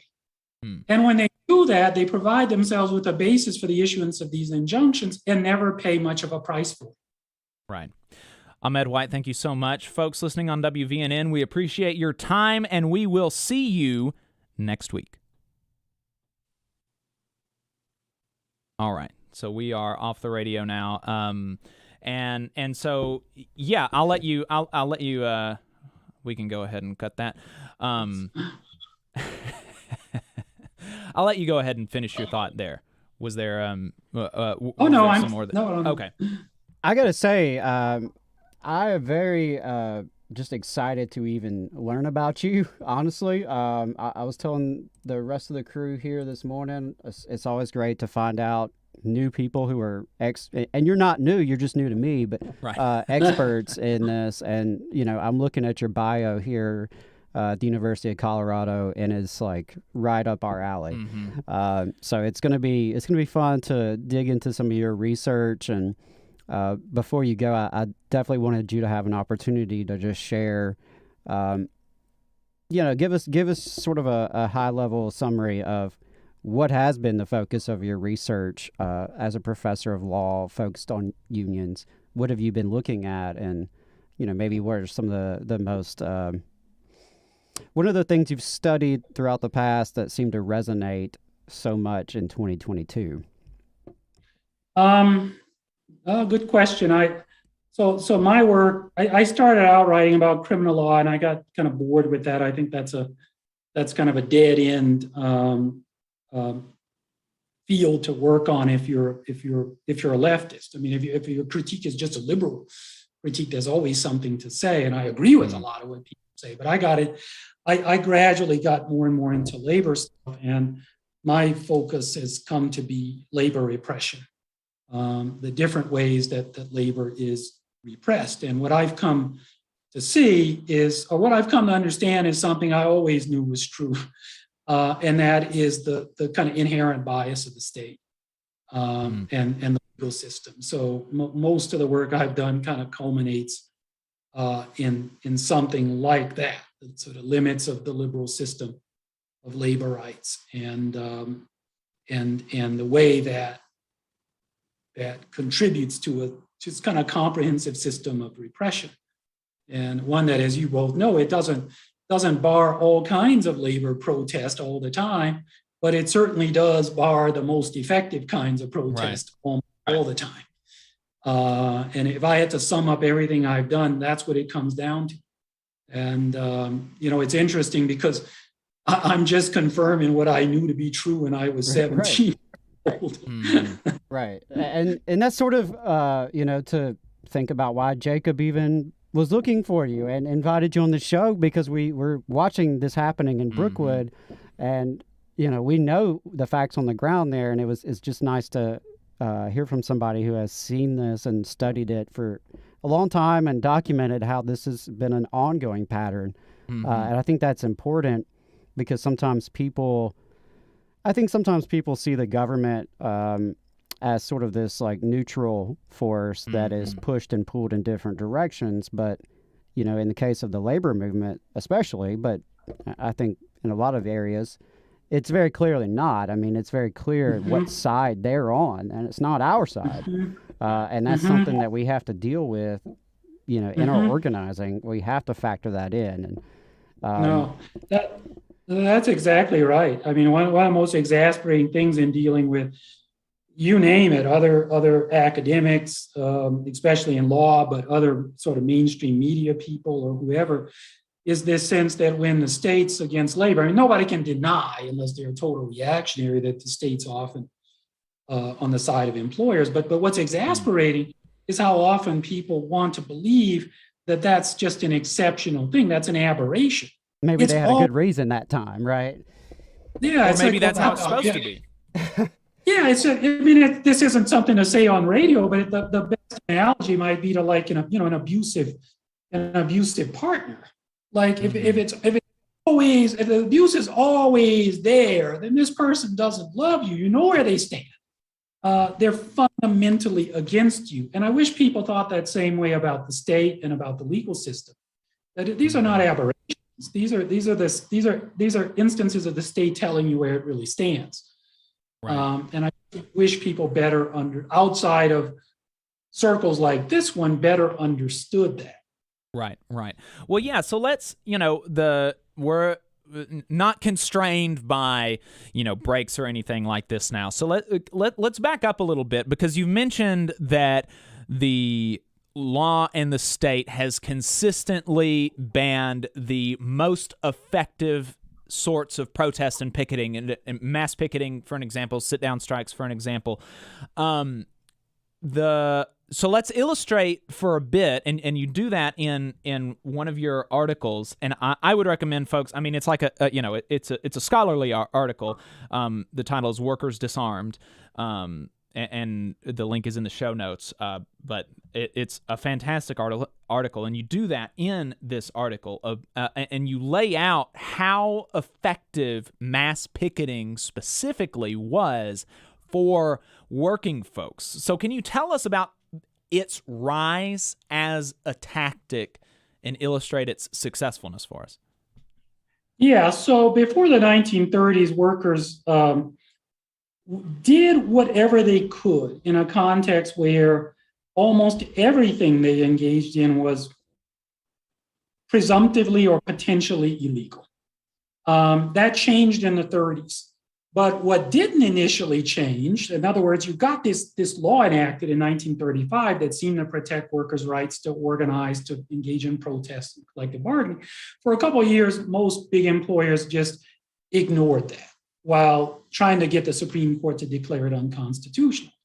And there's a great story, an important story in American history about how workers responded to that by organizing, by saying, well, we're going to make the law effective.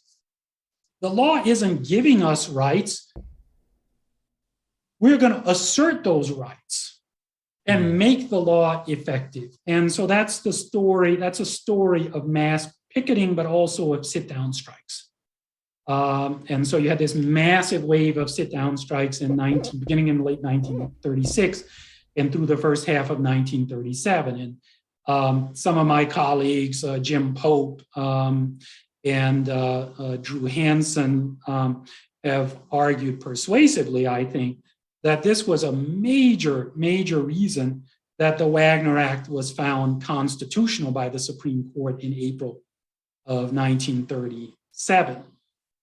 Anyway, just to answer your question, no sooner that happened than the courts and the police started cracking down on sit-down strikes. And in 1939, the Supreme Court basically ruled sit-down strikes were illegal.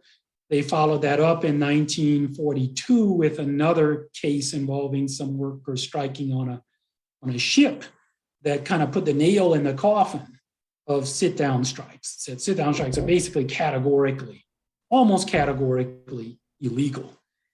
In that context, workers turn more and more to mass picketing as an effective means of asserting labor rights. So the Wagner Act is constitutional, but as we all know, the Wagner Act doesn't give workers a contract. It doesn't compel employers to recognize them unless they've got a majority of workers signed up. So you've still got to be active and effective. And that's where workers turn to mass picketing. And it really blossomed in the early 1940s and into the mid 1940s and late 1940s as an effective tactic. And that's again why the Congress tried to declare it, not tried, did essentially declare it unconstitutional in 1947.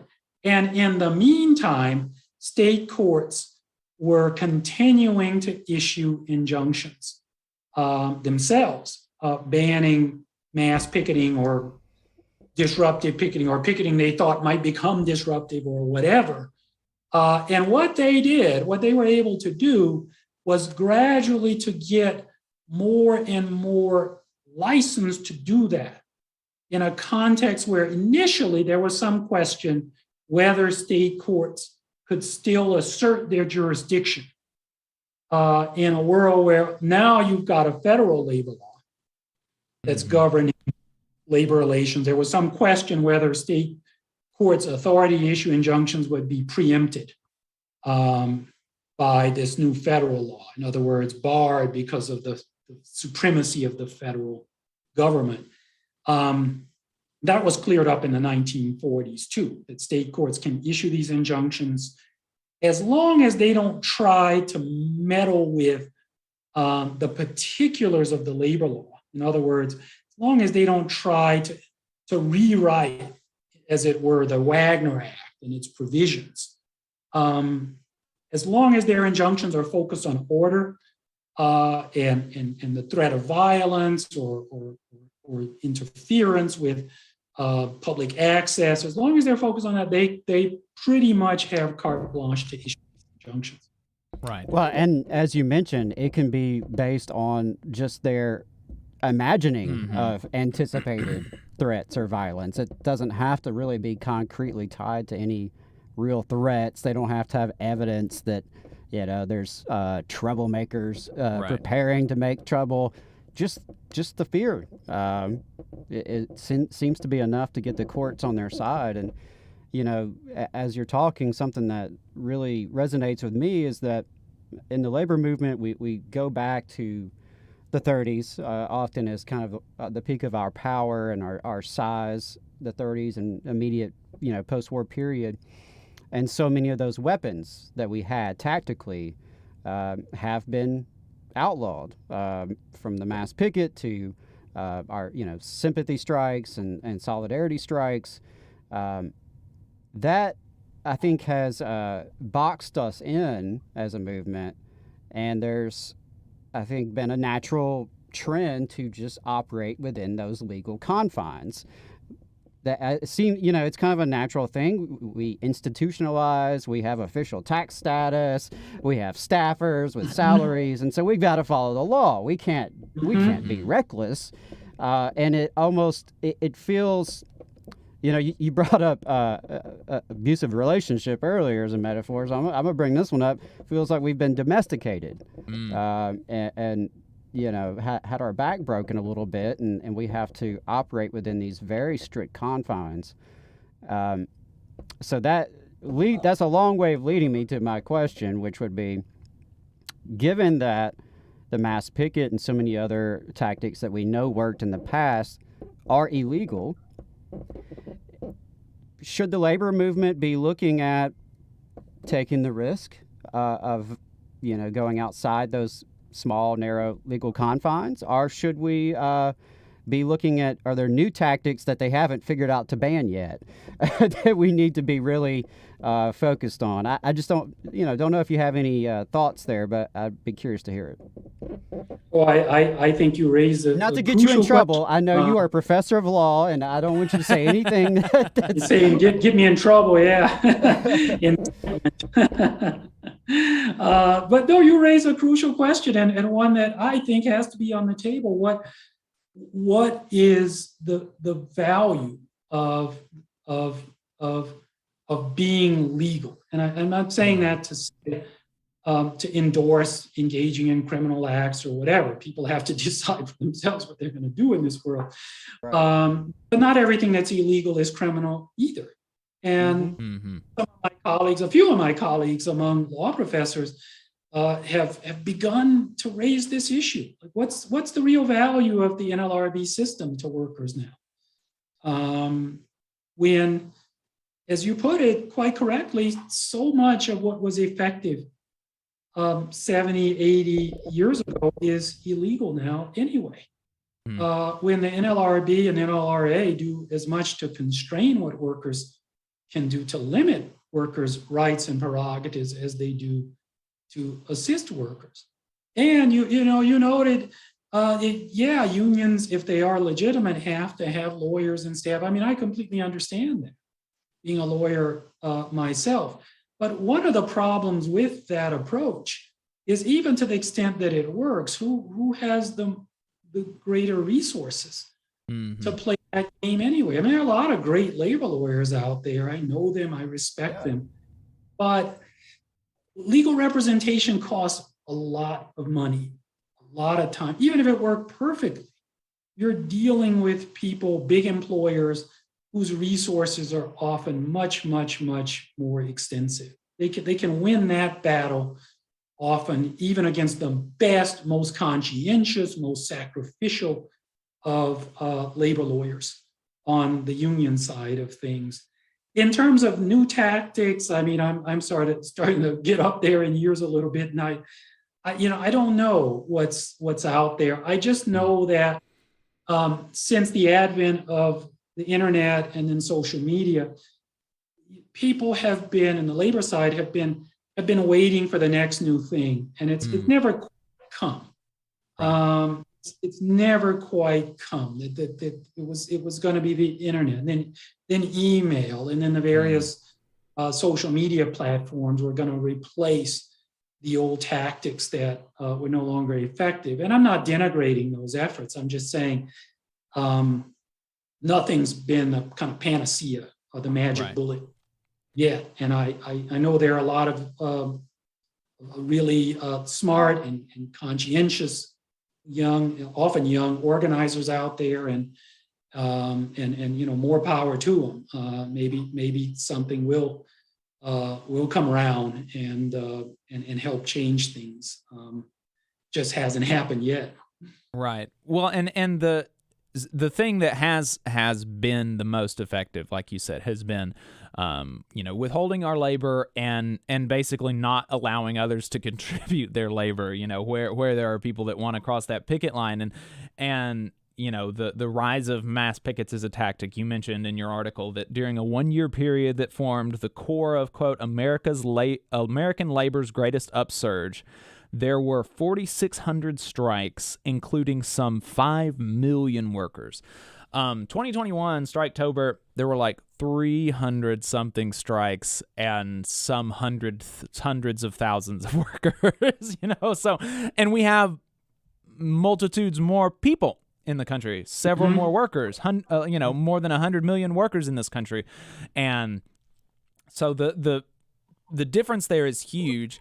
And when I asked you earlier, like, how did workers justify, because today this right, this property rights and right to go cross a picket line is kind of taken for granted, and I think that was contested back then when workers decided to take this action to say, no, like, we don't believe you have a right to cross our picket line. We don't believe that you have a right to work here while we are striking.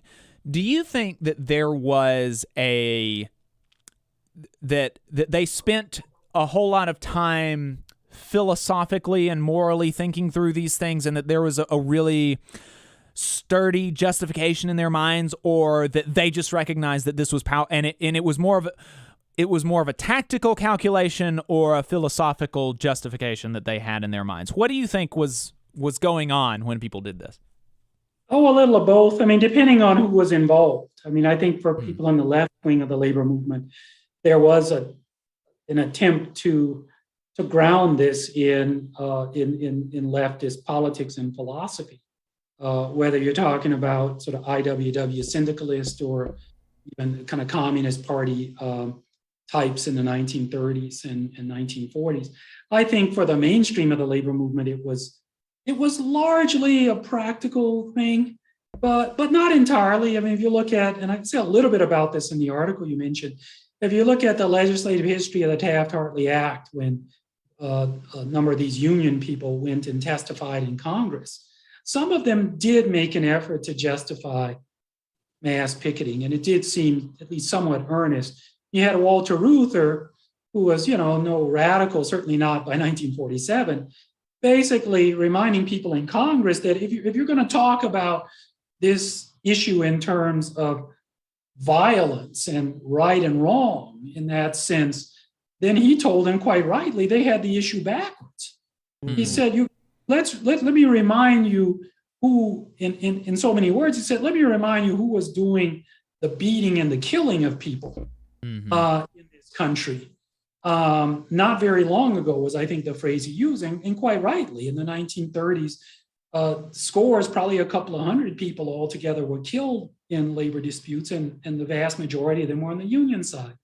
Right. And the president of the Communications Workers Union, who was even further to the right, much more of a conventional trade unionist than Reuther, said something really interesting to Congress when they were debating mass picketing. He refused to condemn it. So these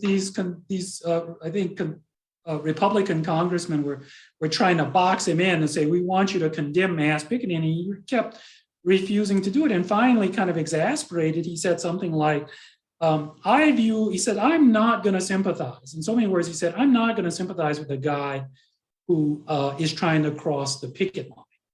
That's what you're trying to get me to do. He said, that guy is like the guy who won't obey the traffic rules, who decides that the red light is for other people and not for him. And I thought that was really interesting because that put a finger on something fundamental. Labor and labor rights are about solidarity. They don't work without solidarity.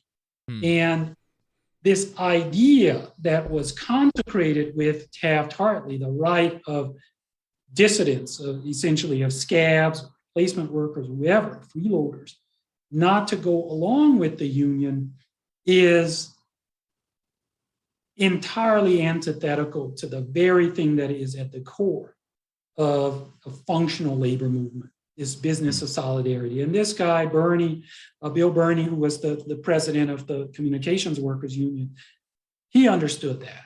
And I think everyone on some level in the labor movement back then understood that. Well, and I think that there's a certain amount of maybe a belief that labor has a certain amount of democratic rights in the workplace in the same way that, the traffic lights that he mentioned, there aren't traffic light trees that we have to obey by some natural law. They arise from ostensibly, ideally, democratic processes of electing governments and governments executing laws and city ordinances and things like this. And we have a democratic right to bind our neighbors to certain standards and to certain and we have a right democratically to say that when this light is red, you can't go. And I think that workers have a democratic right to say that, when the light is red, you can't go. You can't. And the picket line is a red light. The picket line's a red light. And we are and when workers say democratically that there's a red light here, I think that is. I don't think that even today union members see. I don't think that they conceive of it in that way, and that they believe it has as much legitimacy as it ought to. No, I think that is a great point, a tremendously important point. I mentioned a few minutes ago my friend and colleague Jim Pope. He's a law professor, just retired at Rutgers, and Jim wrote just a fascinating and very important article maybe a couple of decades ago about the sit-down strikes called Worker Lawmaking. I forget the journal it's in. But what Jim argued, I think this is just absolutely crucial. He looked at the history of these sit-down strikes, and he made, I think, the essential point that you have to look at what those workers were doing in those sit-down strikes as an exercise in lawmaking. Not just any legal thing they were doing, which is the conventional way of seeing, they were violating the rights of private property and trespass and all of that. Jim said, no, look at them and look at the way they understood themselves what they were doing. They were trying to assert a different understanding of what the law meant or should mean, and one that was not any the less legitimate than the kinds of notions of private property or trespass that were being used against it. And you could say the very same thing about something like mass picketing, that workers have a prerogative, and to some extent back in the day they did, try to assert their notion of what is legitimate, what is disorderly, what is coercive, what is interfering with a person's right to go to work. What does the right to work even really mean? And I think if workers could recapture that, I'm not saying that's easy or that I have some program, but I think if workers could recapture that kind of spirit, it would go a long way towards revitalizing the labor movement. Again, it's not easy because you end up in jail doing this, or God forbid, seriously injured or killed on a picket line. That happened all the time 70, 80, 90 years ago. But if workers could recapture that spirit, it would go a long way towards rebuilding the labor movement. Wow, I think there's a lot that y'all just discussed there that to me speaks to the social contract in the way in which, to the extent that we even have a social contract anymore that anyone could pinpoint, it's certainly been, I think, individualized and much less of a collective nature than it was 70, 80 years ago in the time period we're talking about. And another thing that you mentioned that I think is a major, difference between now and then was that there was a left. There was such a thing as the left, and it was, such a monumental part of the labor movement. And, as mass pickets and other tactics were outlawed, the left itself was purged from the labor movement. And, we've yet to recover from that. So I think those are some of the things that, if you look at these trends historically over the past 7-8 decades, we had our major weapons taken away. We had some of the, the most, energetic, perhaps, factions of the movement taken away by the purging of the left. And I think all those things have, again, go back to like the domestication piece of how the movement has changed from a militant and radical social movement that was, as you described and your colleague described, making its own law, essentially, to now much more institutionalized, much more dependent on, playing within the rules that are certainly not written for us or by us, but are for us to abide or else. Those we could probably talk about this all day, but it just those were some things that stuck out to me, and definitely we'll be looking up Jim Pope from Rutgers as well. So, Professor, you're teaching us. I don't know how your week went, but at least on today, Saturday, you can be assured you taught some folks today. Yeah, I was telling when Daniel suggested you, and I found you. It's like you couldn't have created somebody who's doing work more precisely about what I wanted to talk about. And so these tactics' effectiveness, there was a really strong. We've hit on some of the backlash to that, but there was a really strong incentive to undercut and delegitimize and push back against these tactics, either by hook or by crook, right? Yes, most definitely. I mean, this was quite well organized. I mean, I think if I get your question right, if you look at the opposition to not just labor rights in general, but effective forms of labor protest, it was not only organized, it was well organized, and you could see that in the way it changed in reaction to different circumstances. So initially, when the Wagner Act was passed, the big employers' response was, we're gonna ignore this. This will go away. The Supreme Court had invalidated essentially most of the first New Deal. They'll invalidate this, and we'll pay some lawyers to bring that about. That failed. They changed their strategy almost overnight. The strategy was, okay, we'll get the Wagner Act repealed.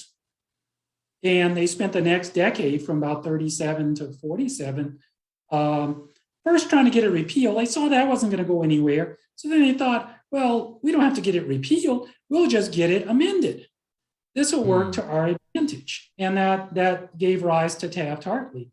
And then I think for a couple of decades, they were more or less resigned to labor rights, to some level of functional labor rights. But as we all know, by the 1970s and 1980s, they changed their perspective again. And they said, what we'll do now is destroy the labor movement. And they have all but done that. If you look at union representation, it was organized at every level around the big employer associations, the Chamber of Commerce, the National Association of Manufacturers, the Business Roundtable, the big industry groups, the Iron and Steel Institute. It's amazing how well organized this always was. In the state legislatures in DC and like I said, by hook or by crook, one of the things that you mentioned in the article, and I'll quote a bit here. Besides giving rise to the Memorial Day massacre mentioned at the outset of this article, clashes between SWOC picketers and police, company agents, and National Guardsmen left at least 6 and possibly 8 unionists dead and well over 300 people injured in Michigan, Ohio, and Pennsylvania. And there's not a single instance of quote-unquote union violence that looks like that. That's just not something that happens on the other side. And so you've got this assault on working people's rights to picket and to even exist as a union, as an organization all across the country. And so and like you said, that leaves us today with with a situation where state judges in Tuscaloosa can say, people got their feelings hurt and they had feelings about fear or something. And so now we're going to limit the picket line to 2 people. When did was as soon as mass picketing started becoming like de facto illegal, did we immediately see the anticipation of violence or intimidation or coercion used as a justification for these injunctions?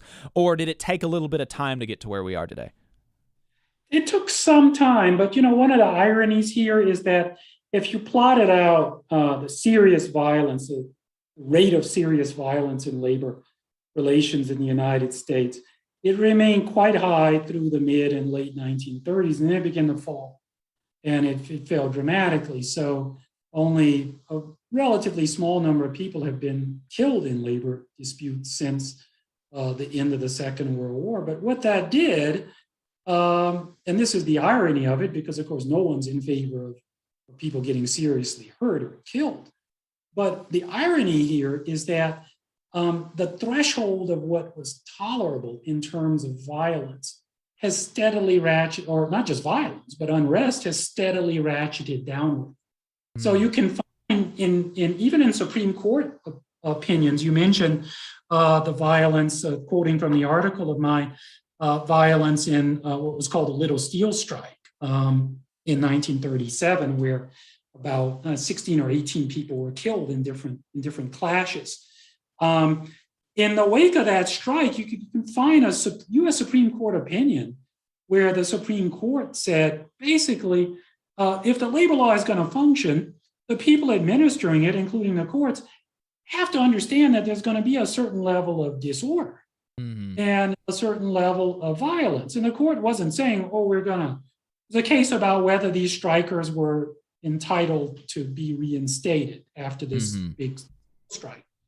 And the court validated the NLRB's ruling that most all of them had a right to be reinstated, even though the employers were saying they were the authors of violence. As you point out, the workers in the strike hadn't killed anybody. It was the employers and their agents and police who had killed 16, 18 people. Anyway, the Supreme Court said, look, you can't just say that workers involved in a strike that's violent are not entitled to be reinstated. Yeah, if someone tried to kill another person, that person is disentitled to reinstatement. But just because they were involved in a picket line fracas doesn't mean that the employer can deny them employment. That was in 1940 when the Supreme Court decided this case.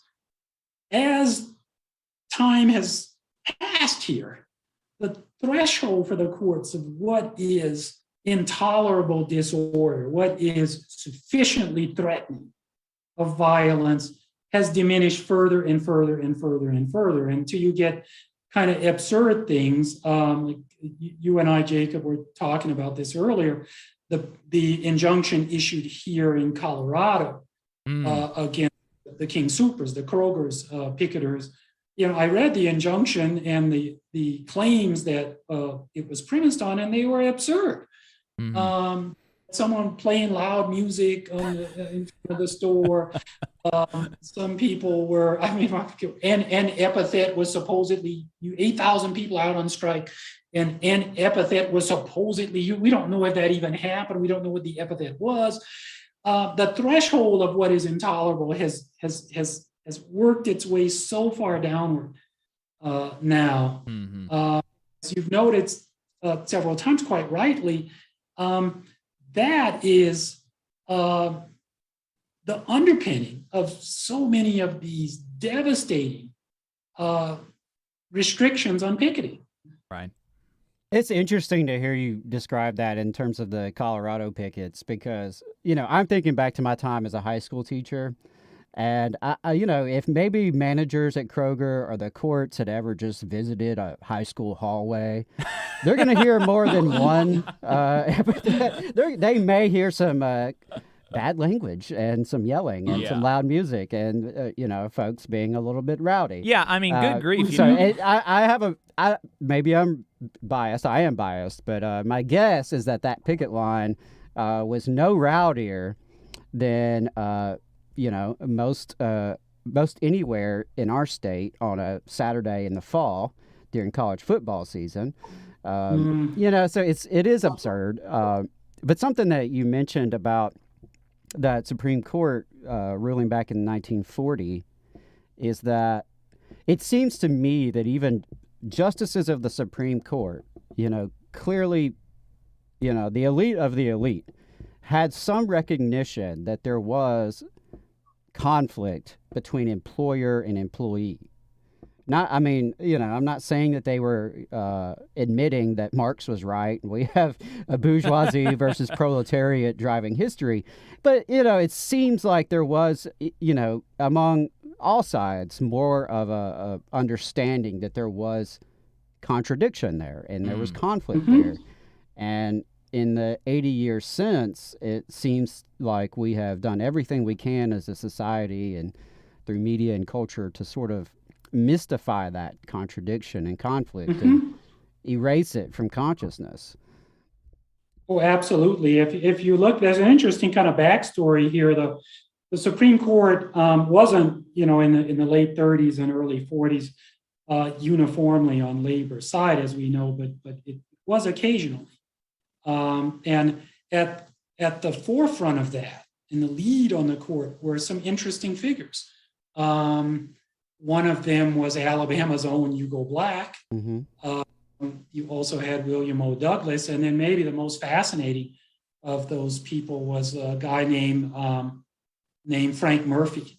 who was the governor of Michigan during the big sit-down strikes, including the big GM sit-down strike in Flint in the winter of 36, 37. And he distinguished himself by refusing to, he called out the National Guard, but he refused to unleash them on the sit-down strikers, and that abetted the UAW strikers in winning that strike. And then a few years later, he ends up on the Supreme Court, partly because his actions during that strike cost him the governorship in Michigan. And so Roosevelt put him on the Supreme Court. But these things are sort of interconnected in interesting ways. He was then the author of a case called Thornhill versus Alabama in 1940, which was the high water mark in the Supreme Court ruling that picketing was protected under the First Amendment of the US Constitution. Until that decision, it was not clear that people had a constitutional right to picket. And then this guy, Frank Murphy, authored the Supreme Court decision that said, yes, you absolutely do have a First Amendment right to engage in picketing. It was a labor case out of Tuscaloosa.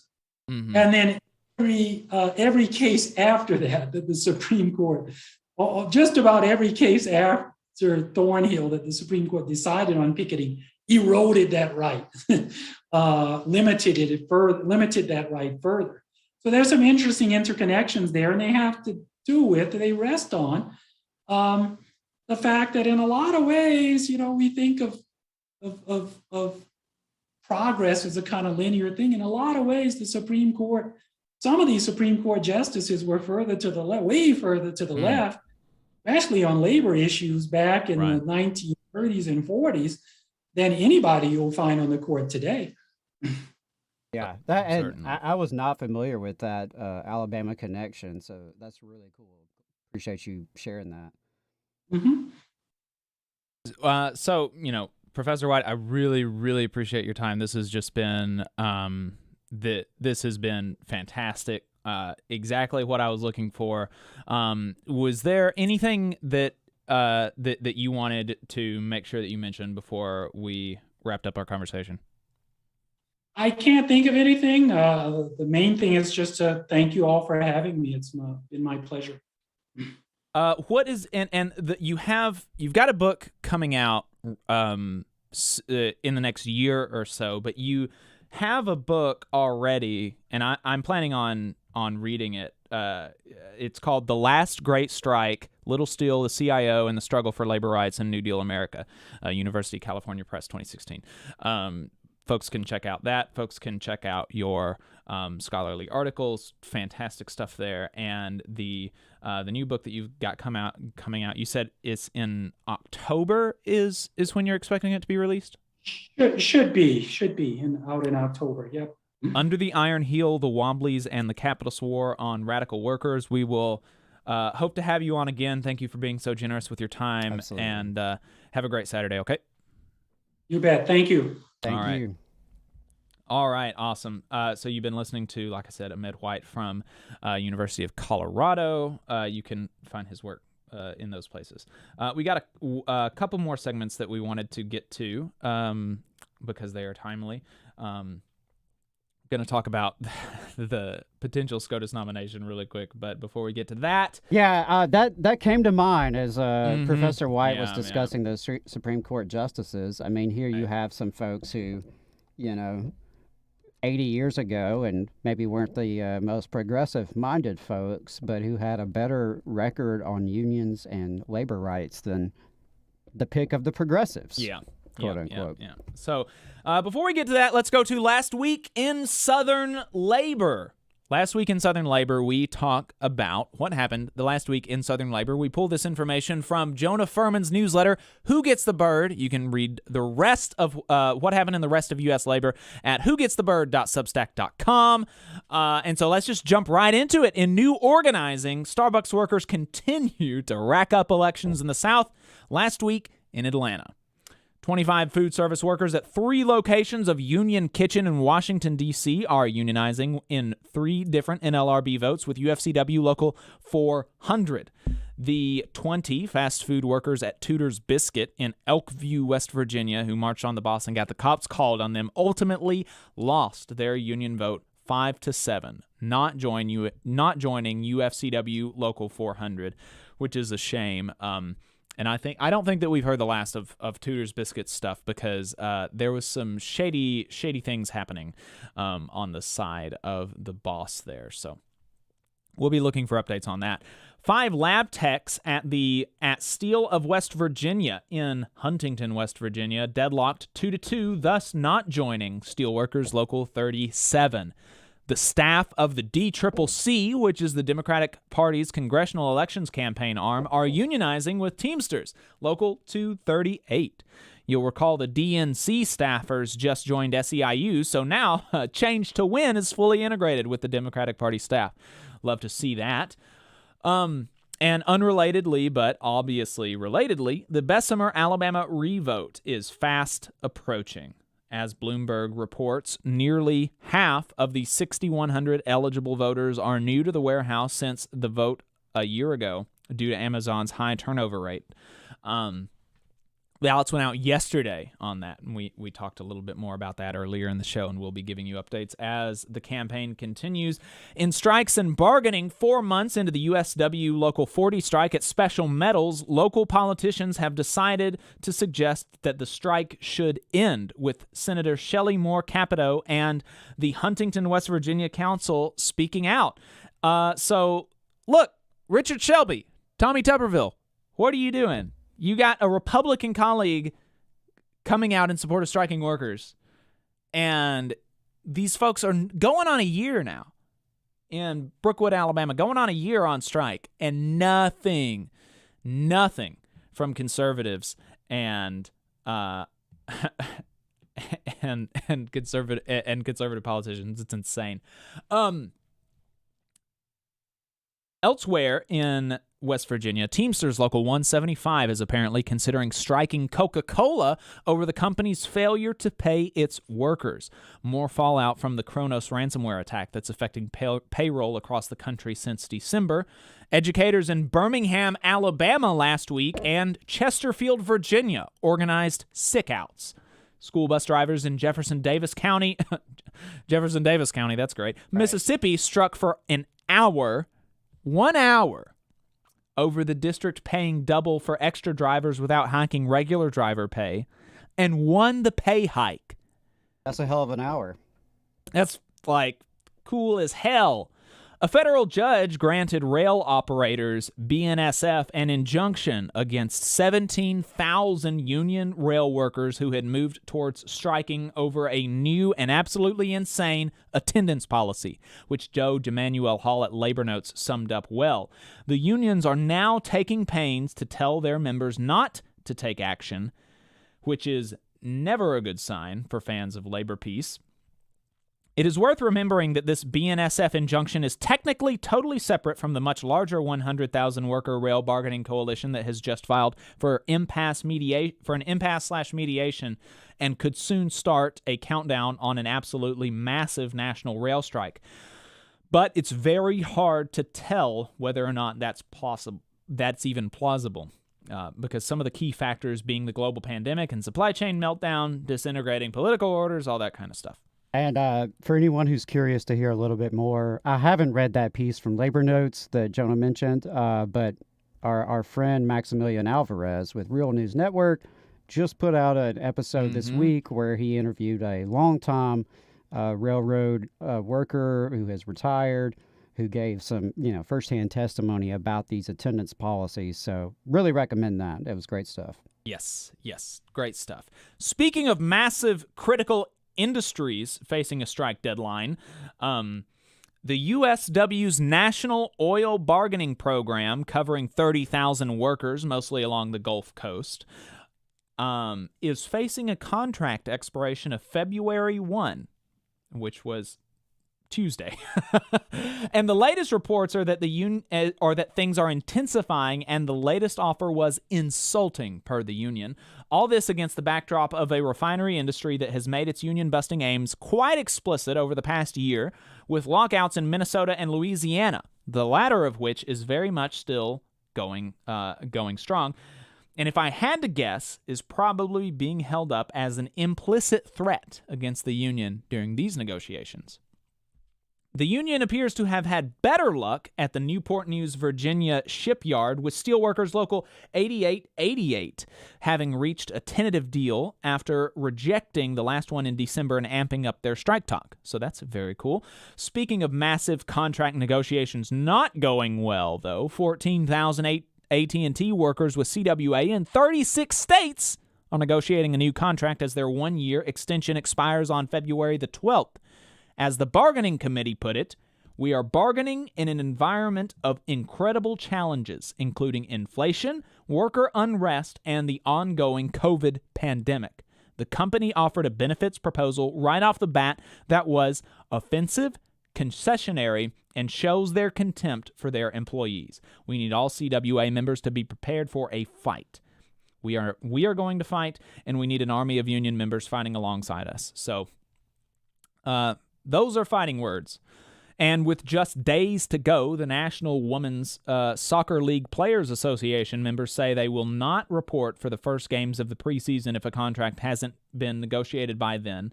And they've been bargaining for 2 years. And I believe that they got their contract. I think so, yeah. I think I saw that. Yeah. And in politics, the ghoulish bill to gut public sector unions in Florida advanced through a committee in the legislature this week. Like in a couple other states, it would decertify any public sector union that falls below 50% paying membership, while making it much harder for members to pay their dues, thus making that 50% trigger much more likely to be reached.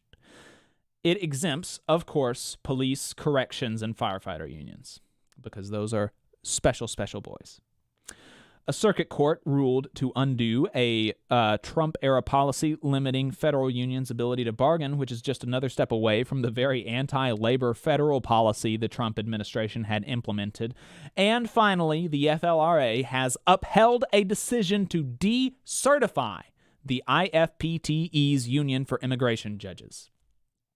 Insane. Absolutely insane. And so the last thing that we wanted to talk about today, the last thing is this wild thing coming out of the Biden administration. I mean, it's really, really crazy. The bright spot of the Biden administration has definitely been the Nlrb so far. I mean, if you've read any of Jennifer Abruzzo's press releases, they have been very, very, very pro-worker and really attacking some of the things that employers have taken for granted. And that's been a bright spot. I mean, by 2024, we may have all the anti-worker federal policies, from Trump administration gone, which is sad that that's kind of our threshold for success now is, hey, he will at least say nice things about unions and will undo the crap his predecessor did so we can get back to the lovely status quo of 2016. So very disappointing that we haven't seen more. I don't know, maybe disappointment's not the right word because that would imply that I expected more, right? And I didn't. In fact, I would say it's probably been better than I expected because you're right. I have been genuinely impressed with some of the work that's been done in terms of federal worker bargaining issues and the NLRA, but a lot left to be done. Yes. And he looks like he wants to totally get rid of that. Yeah, whatever goodwill he's been building, the Biden teams have been building with the labor movement. And something you've touched on a few times is it's like when they have done something positive for labor, they don't go out and, campaign on it or really cheer about it. It's almost like they have some obligation to do some nice things occasionally. Like they realize they should do that for, if nothing else, just to keep the union packs flowing. But also know that would make them less popular with their corporate donors. So they are trying to like thread the needle there of not totally alienating the labor movement while not totally alienating the CEOs and industry that backs them as well. So yeah, and this newest candidate that you're about to talk about, that could shred whatever goodwill has been built. Yeah, so everybody knows by now, because Republicans are like, this is all they're talking about right now, that Biden has pledged to nominate a black woman to the Supreme Court, which is, fine. That's good. There's never been a black woman on the Supreme Court before, and obviously that's not because there were no black women that were meritorious enough to have been on the Supreme Court. It was because of racism. And obviously there are black women today who are qualified and would be good Supreme Court judges. So, the stupidest thing about this conversation is that people are pretending that there is a person who is the most qualified to be a Supreme Court justice, and they should be picked. Like that person doesn't exist. That's not a thing that is in the real world. A person that is the most qualified. Like that doesn't even make sense as a proposition. And and the Republicans have made it very clear their number one qualification is the Federalist Society. Right. Have you been groomed by these dark money, shadowy groups who've been operating on billionaires' funds for all these decades? They've been building this bench of creepy, reactionary lawyers that they can, put on these judge positions. So it's not about like their talent as a lawyer, their accomplishments in court, how many decisions they've ruled on. That's not really that's irrelevant to what they're attempting to do by putting their allies on the court. And something that is also frustrating about this conversation in particular is that both Democrats and Republicans are obnoxious. Yeah, and it's not even like when we're not trying to be cynical, like everybody knows that this is done. Like people, and when you start getting to things like at these super high levels, like like I said, there's simply not a person that is the most qualified. You have dozens and dozens, hundreds, thousands of people that are qualified for this position. And so there are constituencies that you have that you want to cater to, that you want to show that you are supportive of them. And so of the pool of people who meet the minimum qualifications, even if I don't even know if that is frankly being qualified for Supreme Court justice. Like, I don't give a damn, frankly, about your law degree. For all I care, appoint a 24-year-old Unite Here member that works at a casino in Las Vegas, and they would be just as good as any of the people that are being they'd be more likely to have my back. Yeah, so and like the back of the types of folks who listen to our show and who work for a living. Exactly. So I don't care but let's accept that framing. There's a certain minimum qualifications that you have to be a Supreme Court justice. Even though that's not in the law, let's stipulate this. There people like Trump did this. Trump said when he was replacing Ruth Bader Ginsburg on the court, he said it's going to be a woman. And there wasn't this, like, nobody cared because, like, we were not being children. We weren't being, like, precious about it. And Ronald Reagan did the same thing. Nobody cared because we weren't being children about it. And do you seriously think when John McCain picked Sarah Palin that was not part of the calculus? Like, because on the Democratic side, you had potentially and ended up being the first black president. So on the Republican side, they wanted to have a first something as well. And like Sarah Palin was not the most qualified person in the United States to be vice president. Of course, there was identity involved in that. There was political constituency groups involved in that pick. Like, that's how it's done. Like, we're not children. And besides just the practical realities that you're talking about, that everyone engages in, all sides, it is fundamentally a positive development to have the people in charge reflect the people they're in charge of. Governments and the organizations, institutions, the folks who hold offices should reflect the diversity of the constituencies. Yes. So, I just want to make that very, very clear. Right. I'm not upset that Joe Biden made that pledge. I'm not upset that he seems intent on keeping that pledge. But what it exposes is the limits of that kind of identity politics. To simply say, well, we're going to make sure that we appoint a black woman. Well, okay. You can't just end there. What kind? Right. Because, what's her name? Like Candace Owens. She's a nut job. She's a black woman. Right. Right. I mean, and I know that's an extreme example, but of course, that is the limits of simply like doing like diversity bingo. We don't have a black woman yet. This find one of those. Check it off the list.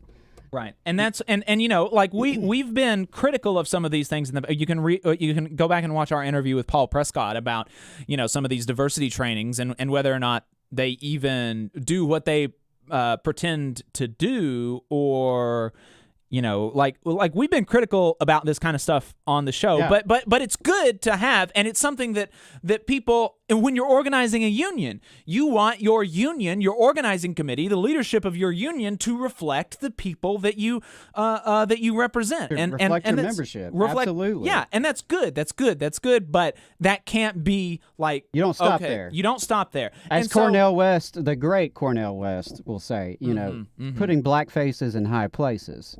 Right. That's not the same as racial justice or equity. Who was it? I was reading an interview in the New Yorker, I think, of Adolph Reed.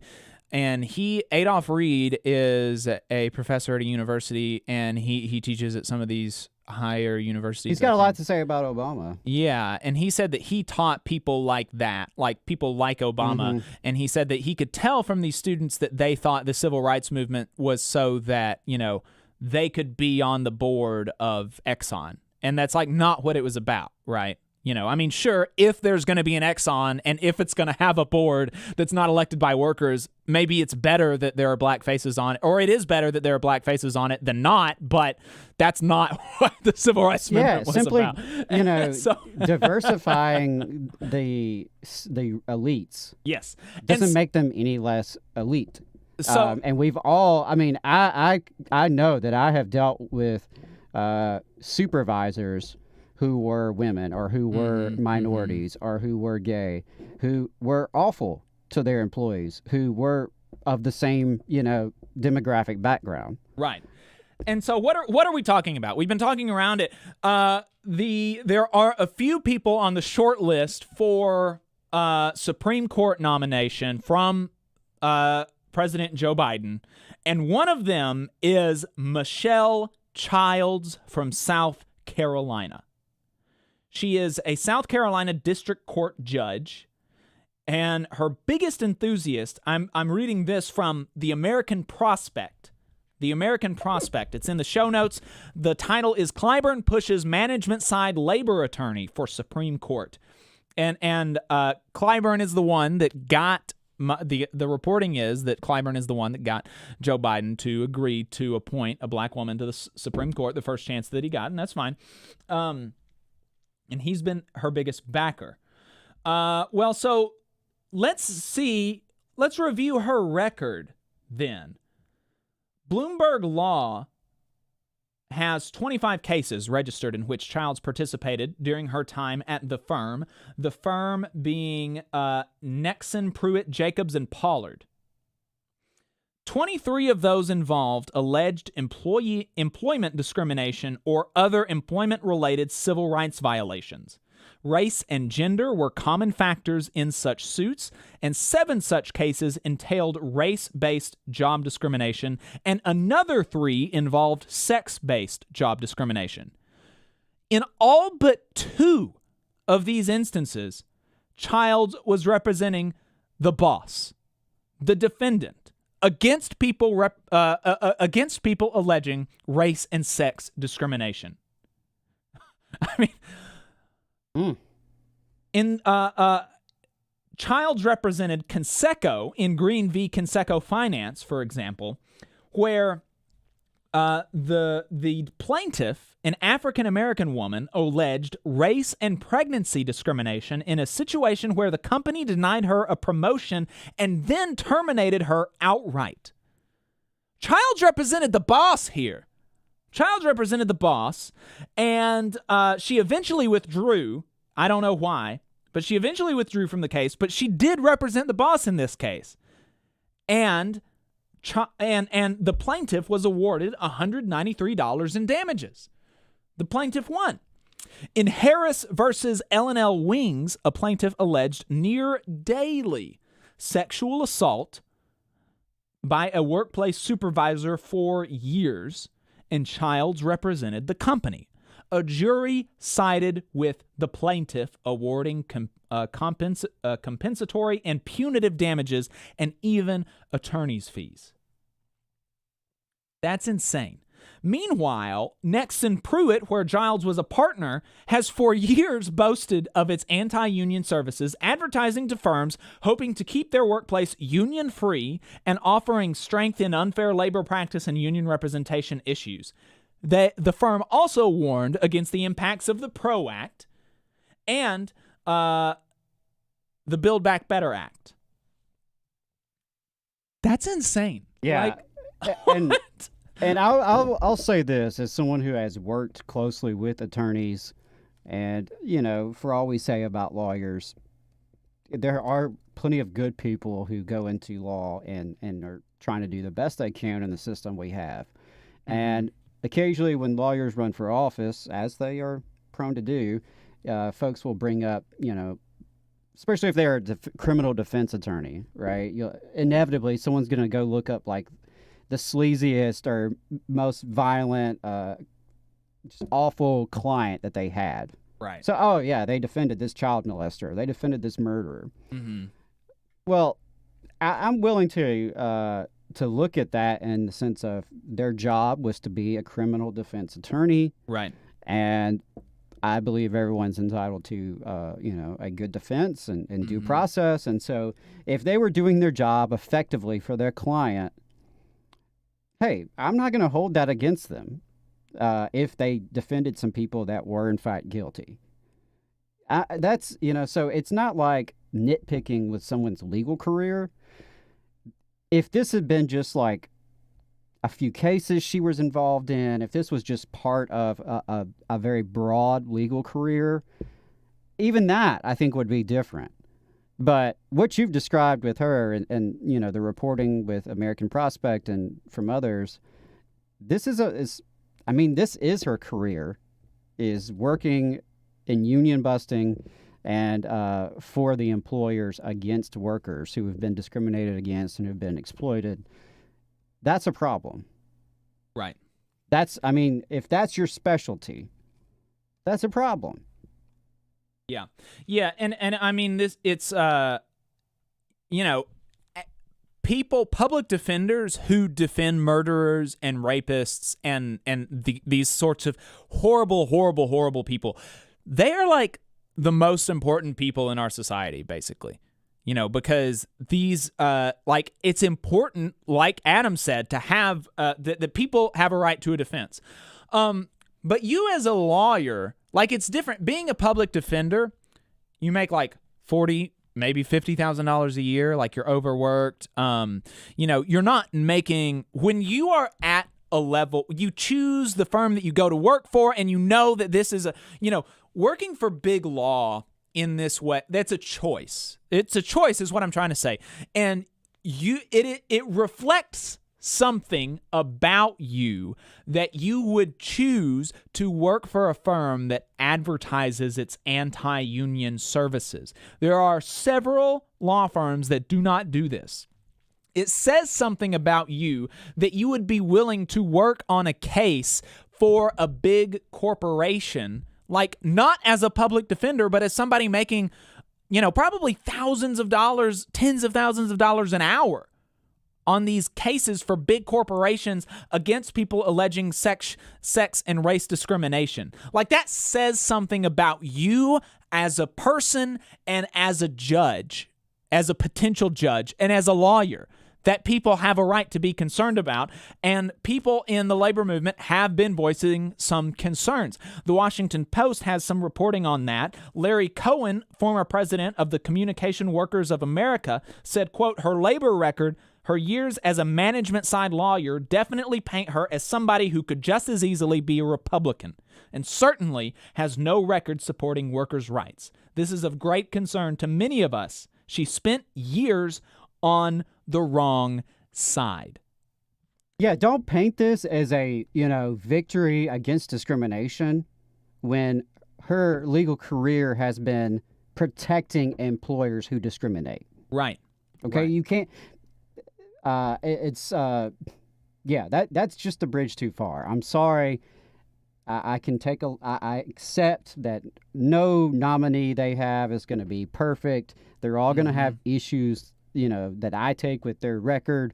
But like you said, at some point, you kind of chose to make this your thing. Right. Yeah. Yeah. I mean, I'm not saying that you should have, spent your career as a public defender and working for the ACLU or whatever. You do you, boo. But a union But buster, maybe you just shouldn't be a Supreme Court justice. Like, if you want to be, maybe, I don't think so. But let's even stipulate that it's legitimate to make millions of dollars a year as a union busting attorney because they have to have a defense or whatever. Let's even stipulate that that's legitimate. I don't think it is. I think it makes you a bad person. Okay? I do. But it more importantly, does bad things to the people. Right. But let's even stipulate that that's fine. Okay? Maybe you just shouldn't be a Supreme Court justice. Maybe Biden just doesn't have to pick you. Right. And that's what it is. Like, what does that say about the administration that they would even float this out there? And I mean, now, Clyburn has never been shy about the fact that he is a corporate stooge. Right. That's very obvious. He's not very discreet about the fact that he is in the pockets of, big pharma and corporate America. And, this is his girl. That says a lot. Lindsey Graham also has put out supporting statements about her. So that says a lot. If Clyburn and Lindsey Graham are on your side, you're probably not on my side. Yeah. Yeah, and the Larry Cohen wasn't the other one.